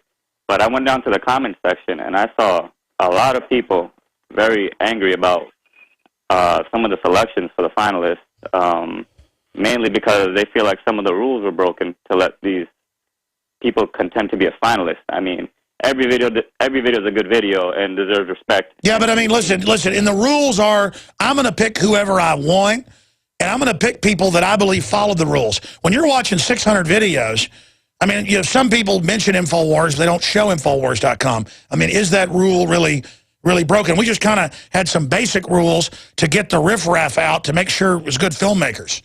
So, I mean, anything like this, you're going to have people that aren't happy that they, you know, aren't the winner. But everybody should be happy because they entered the contest, brother. Yeah, I agree with you 100%. I mean, everybody's a winner at the end of the day.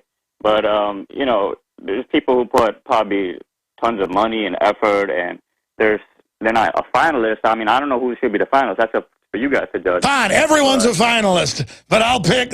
We're doing finalist to try to just focus in, and that's one reason I'm holding off to next Wednesday to announce the first place, because I want to go back into. We picked 35, and I think those are pretty much some of the best. But then there's other ones that either are in honorable mentions or I don't know. I mean, it's torture.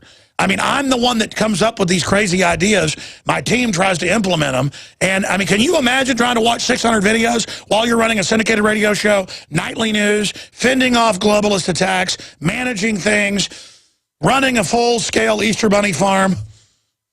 Well, I agree with you 100%. Actually, I don't blame you for some of the confusion or whatnot. But I guess my question is, when you choose your finalists, is this going to be, I mean, when you choose the winners, is this going to be based solely off the finalists, or are you going to look through other ones? Because some people feel like they've been left out. Who is that? I mean, did you make a video? What is your video? I haven't made a video. I just read the comments yesterday, and I was just like, you know, I couldn't believe some of the stuff I was hearing, you know? Well, people get mad. Plus, trolls go in there, and it's a nice site, the Paul Revere site, Infowars.com/Paul. You can comment and rate and things, and, you know, people really think, look, this is about fighting the New World Order. This isn't about winning the $100,000. They're putting cancer viruses in the vaccines. Ladies and gentlemen, we are now into the third worldwide hour of broadcast, and we'll be back tonight, 7 o'clock Central, with InfoWars Nightly News for all of the PrisonPlanet.tv subscribers and viewers. Again, thank you so much for joining us. We are streaming free for radio listeners, video at Infowars.com/show. Of the radio/TV show to add a dimension of documentation to it with the different articles and video clips and guests in studio we have. You can also find the free iPhone app, the free Droid app, the free podcast, everything at Infowars.com/show. And please pass that on to your friends and family. And remember, with your PrisonPlanet.tv memberships, to see all my films, my book, Paul Watson's book, special live events that we transmit there, the nightly news live as it happens, the archives, the HD, 18 years of material, 11 years up and running, PrisonPlanet.tv. Each membership is not just $5.95 a month, it's 11 memberships. 11 people can use the same username passcode to log in simultaneously. That's Operation Awaken the Sleeping Giant. And so I'm begging you, with Operation Awaken the Sleeping Giant, to share that username passcode. Make sure it's an original one you've made just for the site so you can share it. You don't want to have the same code to your bank account. So again, 11 memberships for $5.95 a month. Please become subscribers today and really vote with your dollars to get behind free speech. Now listen, I always had a sense of justice growing up. And I, like all cultures, all groups, you know, I find it to be interesting, exciting. And I also studied a lot of history, so I know that the system uses divide and conquer to manipulate people. And they use tribalism, which is really the new racism. The globalists will play one African tribe off against another, or one English tribe off against a Scottish tribe, or Catholics off against Protestants, or Protestants off against Catholics, or Protestants off against Seventh-day Adventists, or on and on and on. People love to get in groups, love to get in gangs. But there was a Trent Leonard case about a year ago where this guy, his only crime was being poor, because I know they take white people's kids when they're poor as well. He worked hard, mowing yards in the area, and as a maintenance man running a storage area. But they thought his home that he built there was not fancy enough, and they took his children. And I saw Quanell X covering it, the head of the new Black Panther Party there in Houston, one of the biggest chapters in the country and a national leader in it. And I went and looked up the case. I went and read about it in the Houston Chronicle. I went and checked it. It was true. They were persecuting this guy, and I would have come to his aid if it was brought to my attention. And it was admitted that CPS was saying being poor was a crime. And I came to the guy's aid. We raised money, and he got his kids back. And so it's not my job to get Quanell X on here and call him names, even though I don't agree with a lot of things he says. It's really to try to understand this. Because I could get a big crowd right now if I wanted to go say the things he's saying from a white perspective. And I got to be honest, I mean, I see things being spouted by the white separatist groups that are basically what the black groups are saying. And at the end of the day, I see the new Black Panther group. I have a video of this. Zimmerman's a no-good Jew, say Black Panthers out of Florida.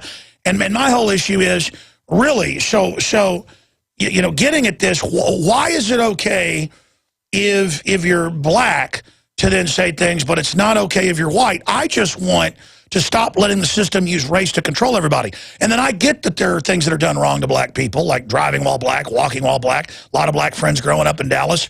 I remember being pulled over and things, or for walking down the street when I had a black friend with me. I get all that. But what does all of this division do to fix it?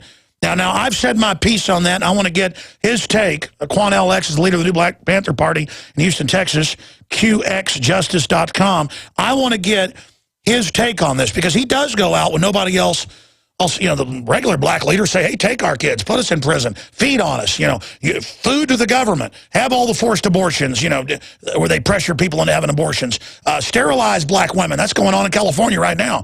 And then the white liberals go, well, there are too many black people. My whole issue is that's the real racism. And so I hear a lot of stuff I disagree from the new Black Panther Party, but then I hear things that I agree coming out of them. So I want to get to the bottom of this with us, with our guest today. He's going to be here till about 50 after, then I'll take some calls. But Quanell X, thank you for coming on the broadcast today. And thank you for having me, Mr. Jones. I want to greet you and your listening audience with the greeting words of peace of Assalamu alaikum. Those words simply mean, may peace be unto you. And I am the national leader of the new Black Panther. Okay, so you're the national leader. I want to be clear, so I apologize for getting that wrong. Can you speak right on your telephone? It's a little bit low. Sorry. I said that I am the national leader of the new Black Panther Nation. I split with the new Black Panther Party several years back, and I'm the national leader of the new Black Panther Nation. Okay, so it's the new Black Panther Nation. Great. I'm sorry I got that wrong. I've got several bios here. Break down your take on Zimmerman, where you think this is going, the armed march yesterday and both sides and what was happening there. Let me put this entire Zimmerman case in context. Was Zimmerman attempting to do something good in his community by being a neighborhood watchman? Yes. Was he doing something good by volunteering people who had their homes broken into? His phone number, you can call me or my wife if you need assistance or help? Yes. Was he attempting to do something good with some children that he may have mentored that needed a mentor? Absolutely. But did he do something wrong and bad on that night that he encountered Trayvon Martin? Absolutely he did. Trayvon Martin had a right to go home. He was not breaking any laws. He was committing no crimes. There's no evidence anywhere to support or suggest he was committing any crimes that night that he was walking home. Zimmerman racially profiled, some would say profiled, but I believe racially profiled Trayvon Martin. Before he ever spoke to Trayvon Martin, he called him an effing hunk, an effing thug. They always get away with it. So he got out of his vehicle with a preconceived mindset that he was going to approach a thug and a criminal. This young man, that night going home, was neither. The young man was walking with Skittles and a can of Arizona tea, that he's going back to his home. You have a right, Mr. Jones. I have a right, and every citizen in this country. If we're not breaking the law, our children have a right to walk home, not being profiled or accosted. And I believe that George Zimmerman was the pursuer. He was the one doing the stalking, and he was the one already had his mind made up when he approached Trayvon Martin. I do not believe that Mr. Zimmerman had to kill Trayvon Martin that night. And if he felt Trayvon Martin was a threat, well, then wait till the police get there and do their job. Now, if you're protecting a neighbor and he's committing a crime and you use your firearm, that's a different story. But there was no crime being committed, so there was no need for him to approach that young man. But he said he looked suspicious, looked like he's on drugs. I don't think he belongs around here. Those are the racial stereotypes that we believe played a significant role in the Zimmerman case. Again, the national leader of the new Black Panther Party Nation, Quanell X, is joining us, and he led a big demonstration in Houston yesterday, and we're trying to get his perspective on this. Pulling back, though, what do you think Obama's doing with this whole case? I mean, undoubtedly, the Justice Department went down there, tried to stir things up. It's a tragedy. I don't think we know what really happened. That's why he was found not guilty. There's reasonable doubt. From my perspective, Jimmy Carter has said that. I don't think he said it because he's racist. I think he said it because he actually followed the trial. But I think they chose this case because it is debatable, I believe, from both sides, to create a political diversion. Now that's my take on it. What do you think in a larger context is going on here? I have listened to everything that the president said in his address to the nation in regards to the Trayvon Martin case. And I agree, he said some valuable things. I can appreciate that. But he did not say the one thing I was hoping that he would say. Not one African-American leader, none of my brothers and sisters, from community activists to congressmen to leaders of organizations, etc., none of them asked Obama to do one thing. I asked the President of the United States of America, since there's a great controversy in the Zimmerman case, of whose voice it was screaming on that 911 call, I'm asking President Obama to bring in your very best voice analyzers that you have working in the CIA and the Pentagon and give the American people the answer. Because the court may have not been able to conclude it, the judge may have not known, the prosecutors and defense may differ on that, but I believe that the super counterintelligence program in America's government has the ability to tell everybody whose voice that was screaming on that 911 tape. If we could determine who that was screaming, well, then I think that would solve a whole lot of the pain that's out here right now behind this verdict involving George Zimmerman. See, when I have you on, you sound reasonable, and then I see quotes attributed to you, saying some pretty radical things. What is your view in general, Quanell X, on white people and black folks in this country? Because my issue is there's a whole world out there of other things going on, and why do you think the media loves to obsess on race all day? If you would like to take me to task on something that you have read that I have said, I offer you to please do so. I'm not going to run and hide from anything that I've said, because I'm a man who means what he says and says exactly what he means. Okay, but I mean, you know some of those controversial statements. Do you think white people are inherently more corrupt and evil than other groups? I believe that the mindset of white supremacy is inherently evil. I also believe the mindset of black self-destruction and black self-inferiority is evil. A skin color don't make a man evil. A skin color can't make a woman evil, because you nor the I can control what skin color we're born into this world. So for any human being to be hated strictly on their skin color is ignorance and foolishness. But if your mindset is that you are better because you're white, or you're better because you're black, or you're inferior because you're white, or inferior because you're black, well, there's something wrong with that ignominious mindset. The problem in America, the number one enemy of white people and the number one enemy of black people in this nation is ignorance. And we are not willing to try to eradicate ignorance by any means necessary, both black and white. Most white people, sometimes they're racist and don't even know it. But it's not because they hate black people. It's because they're ignorant to exactly what they're saying, what they're doing, what they've been taught. It's the same thing. Yeah, but doesn't MSNBC hyping this stuff up actually create more, not even racism, but more of just paranoia on all sides? I would say MSNBC has a right to do exactly what they're doing. And I don't watch a lot of MSNBC because some of the commentary and some of what they say I'm very uncomfortable with. but I don't watch a lot of Fox News because I'm just as uncomfortable with that. I respectfully say to you, Mr. Jones, Fox News, CNN, MSNBC, none of them are willing to speak the raw, unadulterated truth to the American people. So I can't be a big fan of neither one of them because none of them are willing to let people tell and speak the truth. They bring people on to the show that will bring calm to the situation, that won't rock the boat. But I say the boat of ignorance in America needs to have a hole knocked in it, not just rocked. But none of them are willing to do it. Let's be honest. Well, I mean, here's my issue. We're overrun by foreign mega banks. Our government's funding al-Qaeda to take over all these countries. They're spiking the water with poison on record to dumb everybody down. White folks don't get a memo saying, don't drink the fluoride water. And it's 100% meant to hurt us. There's government documents. It's on record. Harvard studies, you name it. And then instead, I see the very establishment injecting race, and then claiming they want to clean up the problem. I put forward that the obsession on all this race issue is meant to actually keep it going. I mean, here's an example. This has been confirmed by Gateway Pundit. We've confirmed it right here in Austin. We have an article, False Flag, Leftists Run False Flag against George Zimmerman up on Infowars.com.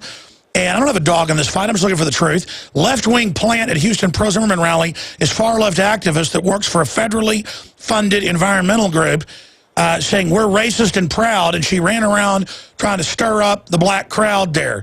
Now, what do you say about not white people that are paranoid of black folks? They don't hate them. They're just scared because of the media. Or black folks that think all the whites are out to get them, so then they're paranoid. It kind of creates this self-fulfilling prophecy. And you got real racists out there as well. What do you say to that special type, the liberal, trendy activist who I know, not this woman, but people like her that I've met and talked to, who at the end of the day are the actual racist and want to abort all the black people if they had their druthers, the Margaret Sanger type. I mean, Quanell X, are you aware, I'm not trying to be condescending, but most people aren't, are you aware of that breed of master manipulator? Let me say this. The Honorable Elijah Muhammad taught us that you cannot phantom the depths of the devil. We really have been so deceived by the government of the United States. Many of us can't even fathom to what depths these people will go to manipulate the masses of the ignorant people who are not well-informed and well-learned and well-read. See, nobody wants to talk about what role does the Bilderberg Group play and what's happening inside of America and around the world. But if you can keep petty common white people and petty common black people misguided looking at each other, we're not looking at what's really behind all of this. Do I doubt that there was a plant at that particular march? It wasn't a plant just on that side. There were plants on both sides. There were people there who were marching with us that I had to check because they were attempting to create a confrontation because they had a different agenda. But I was already warned by my officers that potentially the government and law enforcement would have people planted among us pretending to be protesters with a hidden platform and a hidden agenda. So I don't doubt it at all, but I ask the American people, both black and white, what are you willing to sacrifice to really expose the truth? If you're not willing to sacrifice that pretty home that you have in the suburbs and that job that you have, and you're only one paycheck away from poverty, if you're not willing to give up something to expose the truth, to free the minds of both black and white in this country, we are not going to be successful. I'm going to eradicate that myth that Quanell X hates white people. That's a lie. Okay, well, since you raised that, oh, no, finish your point, sorry.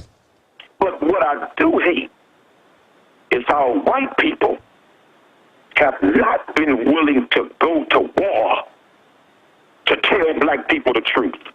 White people who've been in power and are still currently in power have not been willing to expose other white people who have gotten rich off the back and the ignorance of black people. They they are not willing to fight to expose the truth to us while teenagers... Well, sure, but I mean, look, the average white person's just like the average Hispanic or black person or Asian I know. They just want to go to work, get their money, go home, watch TV. They don't even know what planet they're on. And instead, the liberal media that's not liberal at all is just race, where people are like, man, I'm sick of hearing about this. But listen, expanding on this, since you raised it, because I'm not here to attack you, I'm here to understand these statements, or I've had media put stuff out and say that I've said it before, and I didn't say it, but reportedly you were quoted by the New York Daily News as saying, I say to Jewish America, get ready, knuckle up, put your boots on because we're ready and war is going down. The real deal is black youth do not want a relationship with the Jewish community or the mainstream white community or the foot shuffling. Well, I mean, look at Al Sharpton's been given a job at MSNBC. Head-bowing, knee-bobbing black community. All you Jews go straight to hell. Here's another one you reportedly said. If you feel that you just got to mug somebody because you're hurt and you're in pain, go to River Oaks and mug you some white folks. If you're angry that your brother is put to death, don't burn down your own community. Give these white folks hell from the womb to the tomb. Now, are those statements out of context, or what do you mean by those? And let me explain both of them. The comments that I made in 1995 as the National Youth Minister of the Nation of Islam, what I said was we were holding a Black Holocaust convention in Washington, D.C. in October of 1995. There were Jewish people outside marching against us using the term Holocaust. And they felt that we did not have the right to apply the term Holocaust to the transatlantic slave trade and the genocidal practice of what happened in the Middle Passage during slavery. And they were saying, death to Farrakhan, death to Farrakhan. This was a day before the Million Man March. And what I said was that if those Jews outside protesting cannot respect the Black Holocaust, why should we respect theirs? If they can't respect the suffering of black people, and many more millions died in the transatlantic slave trade, and they want us to respect their suffering but won't respect ours, I say to hell with those Jews. Guard your grill, knuckle up. Put your boots on because the war is going down. And I stand by that to this day, that if you cannot respect another people's suffering but demand that we respect yours, that's racism. That's insensitivity. Suffering is suffering no matter who the people is. If it's legitimate suffering, we I mean, undoubtedly, a lot more black people died in the transatlantic slave trade than killed in World War II total. I mean, you have to understand, though, and I mean, it's a terrible thing. On average, about 90% of the sailors after 3 or more missions died as well. It was, and as you know, most of the sailors were actually white slaves on press gangs, stolen from their homes in England and put on those ships. Did you know that, Quanell X? I do know that, and what we also know to be a fact, that 3/4 of the slave cargo never made it to America. 3/4 because of disease and malnutrition were thrown overboard without ever. Yeah, and the sharks followed. Yeah, some numbers are half, some numbers are, or so 2/3. We're talking about 3/4 of at least 50 million that were brought off that mill. Yeah, it's definitely in the millions and millions. They're not sure historically. We'll be right back. I want to hear more about this with you. Well, folks, I don't have any hidden agendas. I think that's pretty clear. I can't even control what I say on air. My agenda is that I believe what comes around goes around. You reap what you sow. You call it karma, whatever. You don't get away with stuff. And it is not taught in all the Steven Spielberg movies that one big reason for the Revolutionary War was the press gangs, impressment, where on average it was 5 to 10 years of slavery. And they would drag you along the bottom of the boat and kill you. They'd whip you. And it's bad for doing it to a black guy. It's bad for doing it to a white guy. The point is that the Spanish galleys would grab other sailors and put them as slaves in the bottom to work them to death. This is what barbarism was. And it still goes on. And the last group that it was okay to do it to was black people, and that's terrible. But I think there's this attempt to create dependency and this idea that, well, I can't ever be successful because of, I come from slaves. I mean, almost everybody comes from slaves. And it ignorance of history that's pushed, and you notice we have the leader, the national leader of the new Black Panther Party Nation on with us. I want to give you the floor for the rest of this segment because you had some points you wanted to make about so-called liberal media. By the way, the woman who went out there with a sign saying we're racist and proud that the AP and MSNBC ran with, she now says it was a joke. Yeah, no, you got caught in a false flag there. In our article detailing that is on Infowars.com. But Quanell X, just so we can understand this, what happened with you in the new Black Panther Party? And then, of course, I've had members of the original Black Panther Party on who are very critical of the new Black Panther Party. What is the difference? I always hear about you. Is your group becoming bigger? Explain to us why you had a split.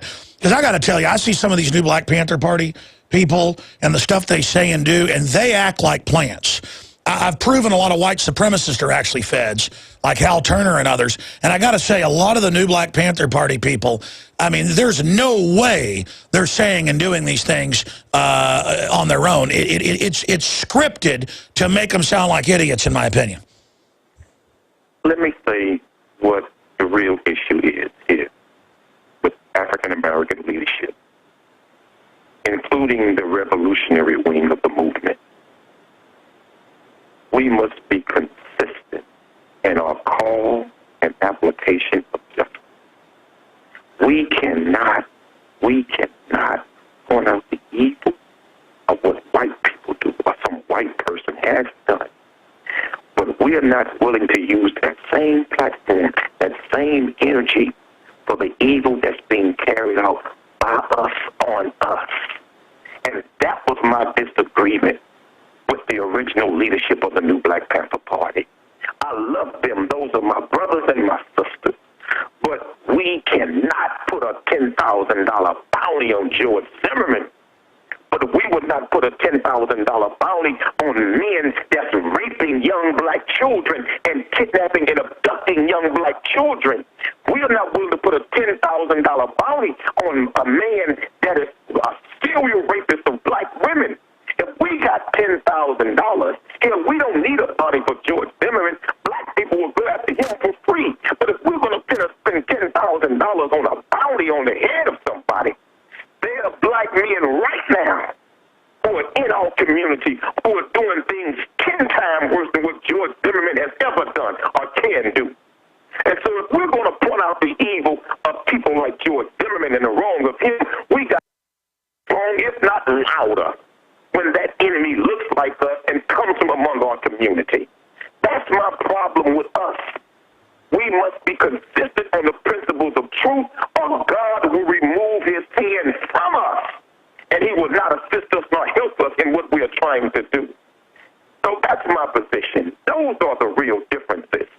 We must be just as diligent, man, and I don't see that happening, but I've tried to be consistent in that. I've held more rallies in Texas and in Louisiana against black-on-black crime than any other African-American leader in this region. In fact, check your facts, Alex Jones. I've turned more black men in off the street for killing other black people into jail than any other black leader in America. I've solved more on black murders in this country than any other black leader in America. So if I was anti-white and only pro-black, why am I taking black men off the streets who are killing other black people when the police couldn't solve? Let me ask you this question, because you wanted to get into the so-called leftist media, and you were saying some interesting things during the break, so I'd like you to repeat those. You got pretty hot when you were talking about it, and I understand why. Why do you think there was less black illegitimacy pre-civil rights movement than whites? There were more whites with single-parent families than there were blacks. How did the numbers completely flip, where now 94% of blacks that are murdered since 1976 are killed by other blacks? Why? What happened? What was done in your view? The Honorable Elijah Muhammad taught us that integration was a hypocritical trick. We as African Americans really did need to fight for social integration the way that we did. Morally, it was the right thing to do, yes. But strategically, it was not the wisest thing to do. Because morally, we should all be one race and one human family. But strategically, that was not the living reality in America for black people. Do you realize, Alex, that during segregation, we built black hospitals, we built black banks, we had black transportation companies, black hotels and motels, black insurance agencies, we had black loan companies during segregation. We were building and establishing black universities during segregation. And the big mega banks saw that, just like they bombed Libya or Syria or any other sovereign nation. It was about that. Integration had nothing to do with a change of the moral consciousness of people in America. They saw that we as black people were working for the vast majority of white people in America, but we were taking the paycheck money and pooling the resources among ourselves and our own communities because if we wanted to be respected, we could only spend our dollar with each other. That's right. Blacks were getting rich. They were not getting return on it. They were not getting return on that money, so they had to integrate to give the money back to them. Integration, the way it was done, was not done correctly. We didn't need social integration. All we needed was some real financial integration in America. And I guarantee you, everybody would have wanted to get with us. No, I mean, you're absolutely right. Look, it sounds good. You know, have women all go into the workforce. Well, if a woman wants to, sure, but it's declassified. The whole suffrage movement was run by the Department of War to get women in there so they could tax them and have the state raise the children. A fact. Sounds great. And if women want to work, that's wonderful. The point is they force the economy now where a woman's got to work or somebody's, both have to work regardless of whether somebody wants to stay home or not. And in that is the secret. Globalism does not want you to spend your money in your community. They want it going to them for control. And that's the name of the game with the New World Order. And that's what my dad talked about. That's what the history shows. Black people were becoming upwardly mobile, but in their own giant economies that were actually becoming so popular, they were even being patronized by whites at that point. Right. And the system and the Democratic Party of the Ku Klux Klan said, we can't beat these Republicans and the civil rights movement. Let's own it, but do race politics, playing sides off against each other. And that is the official plan of these people, like Chris Matthews and other disgusting maggots like him. And this is not our opinion. This is historical truth. So get into what the so-called liberals did, what you were saying earlier during the break. The coldest move next to slavery that white liberals did in America was give black people a welfare program that would make us absolutely psychologically codependent on somebody else and never have an independent, upward mobile way of thinking of doing for yourself. Welfare came in after integration. We didn't even need that kind of welfare program during segregation. I was a young boy. I'm 42 years old, but I remember as a child, I never saw a homeless black person in my community. Everybody fed everybody. And when somebody died, black women would go door to door and get money from everybody in the neighborhood to bury that person. We didn't need no death insurance you call life insurance. Nobody was homeless. Everybody fed. We fed one another. But they brought us a welfare program. And look at the word welfare. Turn the word around. It means farewell to being the independent people you once were and you were becoming. And so they told black women, I'm a product of the welfare program in America. We were on welfare for years. And I know what it did. I remember as a young boy, the welfare workers would come by the house and they would ask my mother, are you dating anyone? Have you seen the children's father? Has they brought anything to him? Do you have any gifts that he's brought? Has he paid for anything? Well, you know if you accept any gifts from him or he gives you any money and you don't report it, we'll cut you off and you lose all your benefits. But my aunties were allowed to have baby after baby after baby. As long as they had no man in the home and no man involved, they would continue to receive those benefits. That produced a whole people for 4 decades with the mindset of codependency and killed the independent spirit. And I'm sure you've read what Margaret Sanger said. That's the official plan. It's not our opinion. So this is why the media takes out of context what you say, because they don't want people hearing the large overall statement of what you've had to say here. And I can disagree with no black woman in America should ever go to Planned Parenthood. But I am a supporter of the right of choice, Alex. Choose who you're going to lay down with. That's your biggest right of choice. Margaret Sanger, the founder of Planned Parenthood, was a believer in eugenics and the extermination of black people. I know. Millions of black people will go through there. I'm telling you, I've been at the liberal meetings. I've been at the liberal meetings. These are the most racist people on earth. I mean, it is incredible. And I've even talked to their black operatives, and they know it and say there are too many black people. And again, my bottom line is I don't want to hear how I'm racist all day if I think that there was, obviously, from the evidence, reasonable doubt in the Zimmerman case, and it becomes this football while meanwhile the real program's going on. Now, I want to raise this point to you because it's very, very important. Slavery's terrible, it's wrong, it's horrible, on and on and on. But look at the penal slave colony of Australia. So successful because the people that colonized it were white slaves, white prisoners in work brigades. Look at the U.S. for all its problems. Founded by indentured servants, slaves, you name it. Rough, tough, you name it, productive. That which does not kill you only makes you stronger.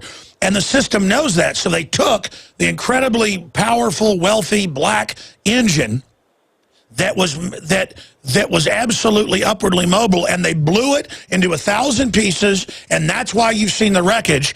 And the model they've done to the blacks, on record, is the model for every community now. So I want people to know, when you watch the nightly news, the mainstream news, and you see those messages in it that all seem liberal and trendy, those are psychological warfare torpedoes. Your comment on that? I want to warn everybody in this country who are listening to this radio show. When you see a black person who hates a white person strictly because they're white, or you see some white person strictly hating some black person of other race because of their skin color, that's a dumb devil. When you see some of these people who come on television who don't know the behind from a hole in the ground when it comes to the raw truth of what the problem is in America, that's a dumb devil. Don't worry about the dumb devils. You might want to pay close attention to the wise Satan that's sitting behind the scenes that we don't see every day. I'm talking about that 5% of the people who controls the world's global economy. Those are the real enemies of the United States citizens. But Quanell, it's not even 5%. We've done the math. It's not even 1%. It's 0.00000026. There's only about 6,000 globalists that brag. Rothkopf wrote a book, head of the Kissinger Group, that actually run things. I'm telling you, I know people worth $50 million who don't even know how to tie their shoelaces. It's a very small technocratic group. But I want to ask, is this why you... And we ain't talking about folks that got $50 million. They ain't got no money. The people we're talking about are those who have multi-billions. Those are the people we're talking about. No, I agree. It's so crazy having you on and agreeing with almost everything you say. Let's talk about, though, the spokesman in Jacksonville, Florida for the Black Panther Party. I want to play this clip and get your take from this, because this is the kind of stuff that the media is using. And my whole issue is, this sounds like the stuff that comes out of the mouths of white supremacists. Let's go to the Black Panther Party in Florida. Here it is. To speak to the city of Jacksonville, we wanted to tell our side of the story. That we got involved because when we went to Sanford in the initial stages, there was a attempt to cover up this case. And so we went down and we investigated, and we found out the true facts that Trayvon had been assassinated by a wicked white beast who today is talking about he's a Hispanic. And so we're not going to go along with that. We don't care because his father's a Jew. He's a no-good Jew. To sit before the world, George Zimmerman, and try to justify the brutal assassination and murder of Trayvon Martin. All right, that's enough. That's Mukail Muhammad. My whole point is, that sounds like the exact same stuff I hear out of the white supremacists all day, who do nothing but obsess over Jews all day. And it just, I know Jewish people. I have Jewish friends. They're not off scheming some great evil. And I understand that, in the Rothschilds and people are Jewish and are part of the New World Order at the tops of it. But I see the whole Israel-Palestinian thing as another globalist puppet show. Your take on what you just heard from the new Black Panther Party? Well, that is my brother Muhammad. I don't know him personally, but he wears the name Muhammad. So obviously he's a Muslim, and I am a Muslim. I would want I would want to encourage my dear brother to go and truly read the Holy Quran and read the Sunnah of the Prophet Muhammad, peace be upon him. The question was raised to Muhammad, who did he see in heaven? And Muhammad said he saw Jews, Christians, and Muslims in heaven in paradise. It's not what you call yourself that makes you righteous today. It's what you do and how you. So to call his father a no good Jew, I don't know his father. But there are some very good Jews. So every person that wears the title Jew don't make them no good. Because now you're saying Allah, who allowed the Jews to come into existence and said they would be in paradise, you're saying God is wrong. So I would say to my brother, what makes you no good is your conduct, your behavior, and your way of thinking. All right. Zimmerman was wrong for what he did. He should be punished. Well, listen, I think there was reasonable doubt, and that's what Jimmy Carter says. But I can see your point. Quanell X, I'm glad that we had a real discussion here instead of just a big diversion and a fight. And I want to come back and ask you one more question, and then I'll let you go. I want to ask about the media said you guys were armed, and then the other pro-Zimmerman protesters were armed. And I want to talk about that. And was there any type of confrontation? And, you know, obviously, I'm sure you're glad that nothing bad happened there, and what the police were up to. We'll get a final report from you on that straight ahead. I'm Alex Jones, Infowars.com. Folks all over the country, whether you're black or white, doesn't matter what color you are, the police are doing proctology exams without warrants on the side of the road. Now, Arkansas police add saliva tests to check for drugs and alcohol without warrants. Look, you're not sticking your saliva test, and I know you're keeping the DNA, because every time you get saliva, there's cheek cells and tongue cells in it. That's how you do it. I mean, it's just scary. No, you're not going to stick in your gangster state, great state, by the way, but the government's totally gangster, in my mouth. It's all about getting in our business. Leftists caught running Zimmerman frame up. Rand Paul, Obama's goal in Syria is to fight to a stalemate. We've got a new comedy film, Talk to Your Kids About the Dangers of Royal Weddings. That's one of the entries to the Paul Revere contest. Just amazing info up on prisonplanet.com and Infowars.com. No-fly zone over Syria, an active war. General Dempsey warns. Absolutely, things are just escalating big time. Quanell X, I'm going to go to a little bit of overdrive and take phone calls here from folks like Jacqueline and others that are patiently holding. You were making some more points during the break about when the Chinese come marching up 45. Repeat that, and make any other points about the demonstration, and your security guys were armed. You said some of the pro-Zimmerman people were armed. I mean, that's exactly what the New World Order wants, but go ahead. It is true that some of my security were armed, but those members of my security were those who have legal concealed handgun permits to carry those weapons, and those weapons they've carried for years, but it's only those who have the legal concealed handgun permit to carry those weapons. There was never anyone. Yeah, but you've got a right to open carry in Texas without a permit. I agree with you right there. I'm saying the globalists would love to get a shooting war going between black and white. Oh, no doubt about it. And there were one or two who had firearms out in the open with the counter-protesters, but we were not bothered by that because we knew that that was more demonstration than actual substance. So and you've done open carry demonstrations. We have had open carry demonstrations, yes, we have. And so if it was my desire to have an open carry demonstration, I would have done that, but I have not done that. Was it the Black Panthers that were the first to do that? Didn't Khalid Muhammad, who was the old leader that died? Dr. Khalid Abdul Muhammad.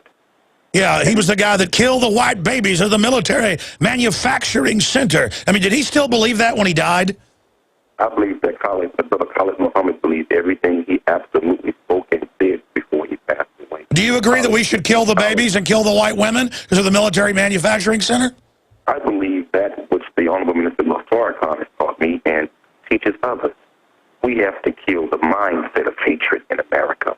To kill the mindset of... No, I know, but I mean, I'm glad to see the views softening because I saw the Anthony Hilder debate he did with him when Khalid Muhammad said, you know, we need to kill all the white people, and you've seen these professors say that. You don't agree with that? No, you cannot kill innocent babies from the womb. You don't do no madness like that. That's the same thing that Hitler attempted to do. Brother Minister Khalid Abdul Muhammad was absolutely in love with his people, but he was one of the most bold, uncompromising revolutionists we had ever produced. he was born directly, I believe, out of the line of the worst oppression among our people in the Sure, well, he died young, too. Do you think he might have been killed? I thought he died pretty young. I believe he absolutely was assassinated, but we won't get into who I believe did it either. That'd be a whole nother show. Yeah, I mean, what was it, a stroke or something? Like, he was pretty young. He died from an aneurysm, and he died very young, and in fact, I was in the hospital when we announced his death. I was in the hospital before he passed away. I was right there in the very thick of it all when decisions were being made, when moves were being made, and I absolutely know for a fact that a lot of things that were done were not right, and in fact, they were outright, downright suspicious. All right, well, we're going to have you back. Quanell X, we're out of time. I appreciate you joining us and spending time with us. The website is qxjustice.com, and hopefully you can pop back in from time to time. Sometime I want to get you on Skype because the quality's amazing there. But thank you for bringing us your perspective, and thank you. And I'm glad nothing violent happened yesterday. Take care. Thank you very much. God bless. Bye-bye. Thank you. All right, we're going to come right back with some overdrive on your phone calls. You know, we can dig up the clip of his mentor, you know, when he's talking about kill the white babies, kill the beautiful blue-eyed babies, because they're going to grow up to kill your babies. And when the white woman lays down every month, reinforcements rolls out. So we kill the military manufacturing center. It actually heard like do a perfect imitation. I love doing imitations, as everybody knows. But I'm glad that Quanell X doesn't talk like that now. And I think he genuinely gets that humanity has to come together. The globalists are trying to play us off against each other. Race politics works for a while, but it's just so destructive. And I'm telling you, so much of what you hear come out of the black and Hispanic radical groups sounds like the Ku Klux Klan. And then as racism is promoted by the media, then it becomes a tactical issue of, well, I'm not racist, but everybody's saying I'm racist and saying I'm bad. They're being racist to me, so then you get forced into it. It's kind of like, I'm not really a Republican, I'm a libertarian, but the Democrats have always hated me because they're the party who are really bringing in the New World Order. The Republicans are kind of their placeholder, and so the Republican libertarian arm has been nicer to me, and so whether I like it or not, I'm put in that camp, and that's the camp you just become part of. And the system knows that. It makes you choose a side. And I just wish we would all become aware of the manipulation and come together for, we love to be in gangs. Let's have a gang of liberty that's based on human justice, free market, ideas, where we admire people that build better and better things and who stand up for what's right, and a culture of virtue. Let's reach for the stars or fall into hell. The choice is up to you. Let's talk to Pete in California. You're on the air. Go ahead. Hey, Alex. Nice to hear that show. That was a pretty amazing show right there. Just wanted to let you guys know that. Yeah, you had a lot of call waiting happening, so it was like clicking in and out. But overall, it was an interesting interview. Yeah, it was. To kind of hear that perspective, it kind of, being out here in Santa Clara. I'm a Latino guy. I grew up in Los Angeles, and I'm out here in Santa Clara out here. So, this division that they're really trying to push on Americans, it makes me sick to my stomach. It just really does. And, I have two daughters, and I definitely always tell my girls, race, don't be race. There's no such thing as race. It's all about pure love that you're talking about earlier. You gotta love humanity. But instead of, but if you're just going to be, but you've also got to have some culture. And the globalists are overriding all of our cultures and bringing in this plastic corporate death. We know we don't want that. No, absolutely not. That's where you have to be smart about what's going on. You have to be awake. I tell my friends and my family and everybody I'm in contact with, you got to connect the dots. You got to be awake. You just can't just be in the zombie mode. Last night I watched Casablanca, and it kind of opened my mind a little bit about what was going on in this movie. They had all the Germans there. They had the French, and then they had Humphrey Bogart there. He was this kind of neutral guy that really cared about anything. He was just more about himself. You have to choose a side right now because You know, right now, the United States. Exactly, and they want you to choose a false side that they control the narrative on. They don't want us to come together under a Bill of Rights, Constitution, Declaration of Independence, getting out from under the private Federal Reserve. That's the enemy. They want us fighting, and again, it becomes racial because let's say they program Mexico that you're collapsing, so come here, then they go under Democratic Party control. You have to oppose that, but not because you dislike all these poor refugees of the New World Order. You understand it's part of a larger program. So it doesn't mean that there aren't strategic things that go on. It means that you understand the great game, and now you're part of the great game, countering it from a master strategic position, being aware of getting outside the box. Get outside the box, step outside the box. That's what it's all about. Become aware of the game and then decide not to play and to build your own game. A stairway to the stars. We're going to overdrive. More calls coming up. Well, the media is pressuring John Boehner, the head of the House, to go along with Obamacare and to expand it. And you got Weiner over there. You got Weiner and Boehner and all of them. Running for mayor again. There just seems to be no end to any of this. All right, that was a horrible attempt at stupid humor. Let's go ahead and talk to Marvin in Texas. Let's talk about Quanell X. Go ahead. Hey, Alex, that actually threw me for a loop. He came out pretty knowledgeable, which I knew he was. But I've talked to Michelle Williams in Tampa, Florida. You remember her? The big new Black Panther Party girl. Yeah, oh yeah, really a moronic person. No, actually, on the phone, this kind of reminded me of this. On the phone, she is highly intelligent. I've spoken with her, I called her out, I've been threatened by the new Black Panther Party, blah, blah, blah. It doesn't scare me. I actually gave him my address, said, come on over. But the point being is I want you to be careful with this guy, with his listeners. He'll say one thing, come off perfect, like a politician, and then turn around and go back to his group and say another thing. And it just No, listen, that's why I brought up Khalid Muhammad, which it's like, I quoted it earlier. He said, you kill the white babies. Why? Because they'll grow up to kill your babies. And you kill the white woman because every 9 months she lays down and reinforcement rolls out because of the military manufacturing center. I love that clip, but we got to find that somewhere. Anthony Hilder has it. Oh, we have it. We're going to play it in a moment. You talk about just, if that guy was a nice preacher, gave a good Baptist sermon, I could go hear him on Sunday. I love his voice. The military manufacturing center. Anyways, I think I'm going to change my name to Military Manufacturing Center. Sir, I'm going to come back to you, Marvin. Here is the deceased Dr. Muhammad. Here he is. Why kill the women? First, why kill the babies? They're just little innocent blue-eyed babies. Because, goddammit, they're going to grow up one day to rule your babies. Kill them now. Why kill the women in South Africa? I said kill the women because the women are the military manufacturing center. And every 9 months they lay down on their backs and reinforcement rolls out from between their legs. So shut down the military manufacturing center by killing the white woman.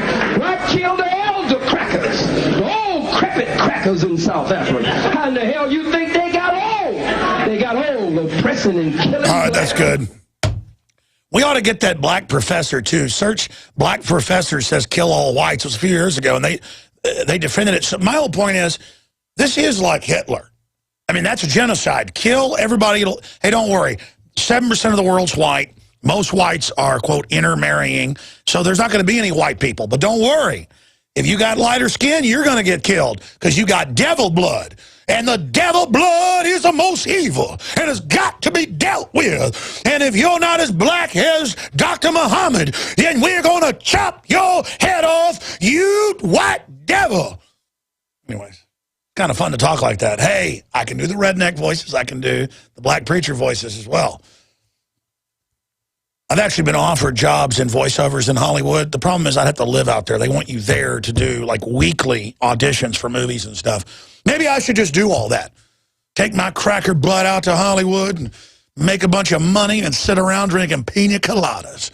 But I'm not going to do it because I'm part of the military manufacturing center.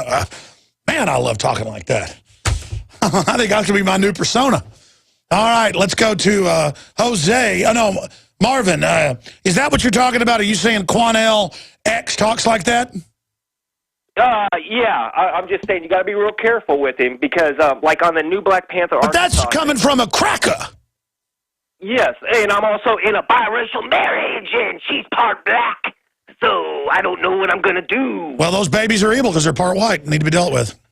Yeah, but anyway, like on the Arkansas New Black Panther Party, they're talking about George Zimmerman must be killed, blah, blah, blah. Quanell associates with these people. So when he said he wasn't part of them, he's probably not, but he still associates with them. I'm not. But listen, I just got the guy on so we could have a discussion and not just have a fight with each other. And it was actually it threw me for a loop. I was like, wow. And he pulled a Michelle Williams. Because I would talk to Michelle Williams on the phone, and she would tell me, we got to do this, this, and this. I said, makes perfect sense. Then she would go back out to her... Yeah, but she knows she doesn't get on the media unless she says kill, all that kind of stuff they say. I appreciate your call. Let's talk to Jose in California. Jose, you're on the air. Go ahead. Hey, man, that guy is a liar. The blacks are the killers. All right, you're being sarcastic. That's enough. I appreciate your call, Jose. You probably got a last name like Johnson or something. Now you're calling. I mean, there's just no... People just love fighting over everything. The stupid Zimmerman stuff, man. I tell you, there's just no end to it. Oh, boy. Let's talk to Chris in New York. Chris, you're on the air. Should I do the whole show in the voice of Khalid Muhammad? Infowars.com tonight, 7 o'clock, the news. Al Sharpton, step aside. We're going to expose these racist cracker asses for what they are. Sorry. Oh, my. I'm sorry, go ahead. Hello? Yes, sir. Turn your radio off. Okay. Yeah, I'm calling because of the fact that the guest that was in the show just a minute ago said that Zimmerman, and quote, said that he's an effing dog and that he doesn't belong around here. I think the fact that he said he doesn't belong around here, it was because of the fact that he actually did not live around that area. And the only moment... I think there was some profiling because he was black and wearing a hoodie. I mean, look, when I was growing up, if I was walking around between houses, people come out and say, what are you doing? I mean that kind of stuff... Plus, older folks don't know, and people like Zimmerman looks pretty square, that hoodies have been in for like a decade. And hoodies are definitely in around my office because I keep it so cold around here. Everybody wears like Arctic outfits. But I mean, what do you think overall about all of this, Chris? Well, I think that it has been hyped up too much to be used as a political tool. Absolutely, absolutely. From the fact that, let me tell you something. When you give out your money to the bank, you become an unsecured creditor, and the bank is a debtor. The fact that it's not being talked about in the mainstream media is that Barack Obama made us all unsecured creditors to the private Fed. Absolutely. God bless you. Well, it's like Louis Farrakhan. He says a lot of stuff I agree with, like, you want to build up the black community? Spend your money in your local community. I mean, I go out of my way to try to go to little shops, little places, whether they're black, white, Hispanic, I don't care. I like to go to mom and pops. Usually the food's better anyways. I try to go to little stores. I try to go with small local companies if they can give good service, and a lot of times it is better. Plus, big companies, it's like the secret police or something. They've always got a side business of info, and so they're sitting there, you're like having a police interrogation, with the carpet cleaner or whatever, or with the yard people. So, I mean, it's very, very simple. Things like that really make sense. I mean, I wish Mexico was like Switzerland, man, with jet ports and awesome houses, and it's beautiful down there. Then I'd say merge Mexico with the U.S. I don't care what color the people are. I care about the culture. And the culture of Mexico is a failed kleptocracy. We don't want to merge with that. And that's like spoken like a blue-eyed devil. Let's talk to Lori in Arkansas. Last caller I have time for an overdrive. Sorry to the other people. Go ahead, Lori. Are you ready to have the warrantless checkpoint take your DNA on the side of the highway, Cupcake? Can you hear me, Mr. Jones? Yes, ma'am. Thanks for holding. Go ahead. Okay. First of all, you're not going to believe what I've been going through since July 1st here in the second largest city, Fort Smith, Arkansas. What's going on? It's like you're not even in America, let alone the state of Arkansas. Let me try to make a long story short what occurred to me this past July. No, I know. They've got checkpoints, curfews. Is that what you're calling about? No, I was falsely arrested, get this, Mr. Jones, for supposedly intercepting government operations here in Fort Smith, Arkansas, which is the second largest city in Arkansas. All I was doing was waiting for a taxi cab, me and my beloved cats, to go to a motel. Is the cat racist? I am a white person, but I am a You're racist. We can't listen to you now. They are killing poor people as well here in Fort Smith. The cat's racist, man. So I mean, let me be serious. They arrested you for intercepting government communications, and because they're all looking for spies. The spies run the government. But I mean, what happened to you? Mr. Jones, me, my 3 adult cats with her 5 kittens to go to the motel outside the Payless shoe stores. Let me tell you that the governor in Little Rock, Arkansas, he claims to be a Democrat. There is not a doggone thing. My cats are being held hostage at the Humane Society. They want me to pay them close to $2,000. I was released from the jail cell July 5th. They arrested you for intercepting a government communication? Waiting for a cab, Mr. Jones, to go to the motel, me and my cats. Mm-hmm. And so now they've arrested you as a spy? What's happening next? Gitmo? No, not a spy, Mr. Jones. I don't know. They made up some cockamamie excuse. They wanted the wagon back from the Dollar Tree store, that it was a felony offense to take a wagon. But let me make a long story short. I was released from their jail cell July 5th, and I'm trying to get my cats back from the Humane Society. They're holding them hostage. They want me to pay them close to $2,000. Well, they're obviously in league with Al-Qaeda, ma'am. I tell you what, I'm going to put you on hold, give you one of my writers. If you can show us proof, and this isn't a spoof call, then we're absolutely, because let me tell you, if it isn't a spoof call, it's amazing. Stuff just gets so much crazier. Man, we're going to try to get you some help here. I'm going to get you with one of our crack reporters, Julie Wilson, and we'll try to get your cats out of Camp Gitmo. They will kill them. I mean, that's not a joke. But we all know those cats are racist, folks. I mean, one of them's white.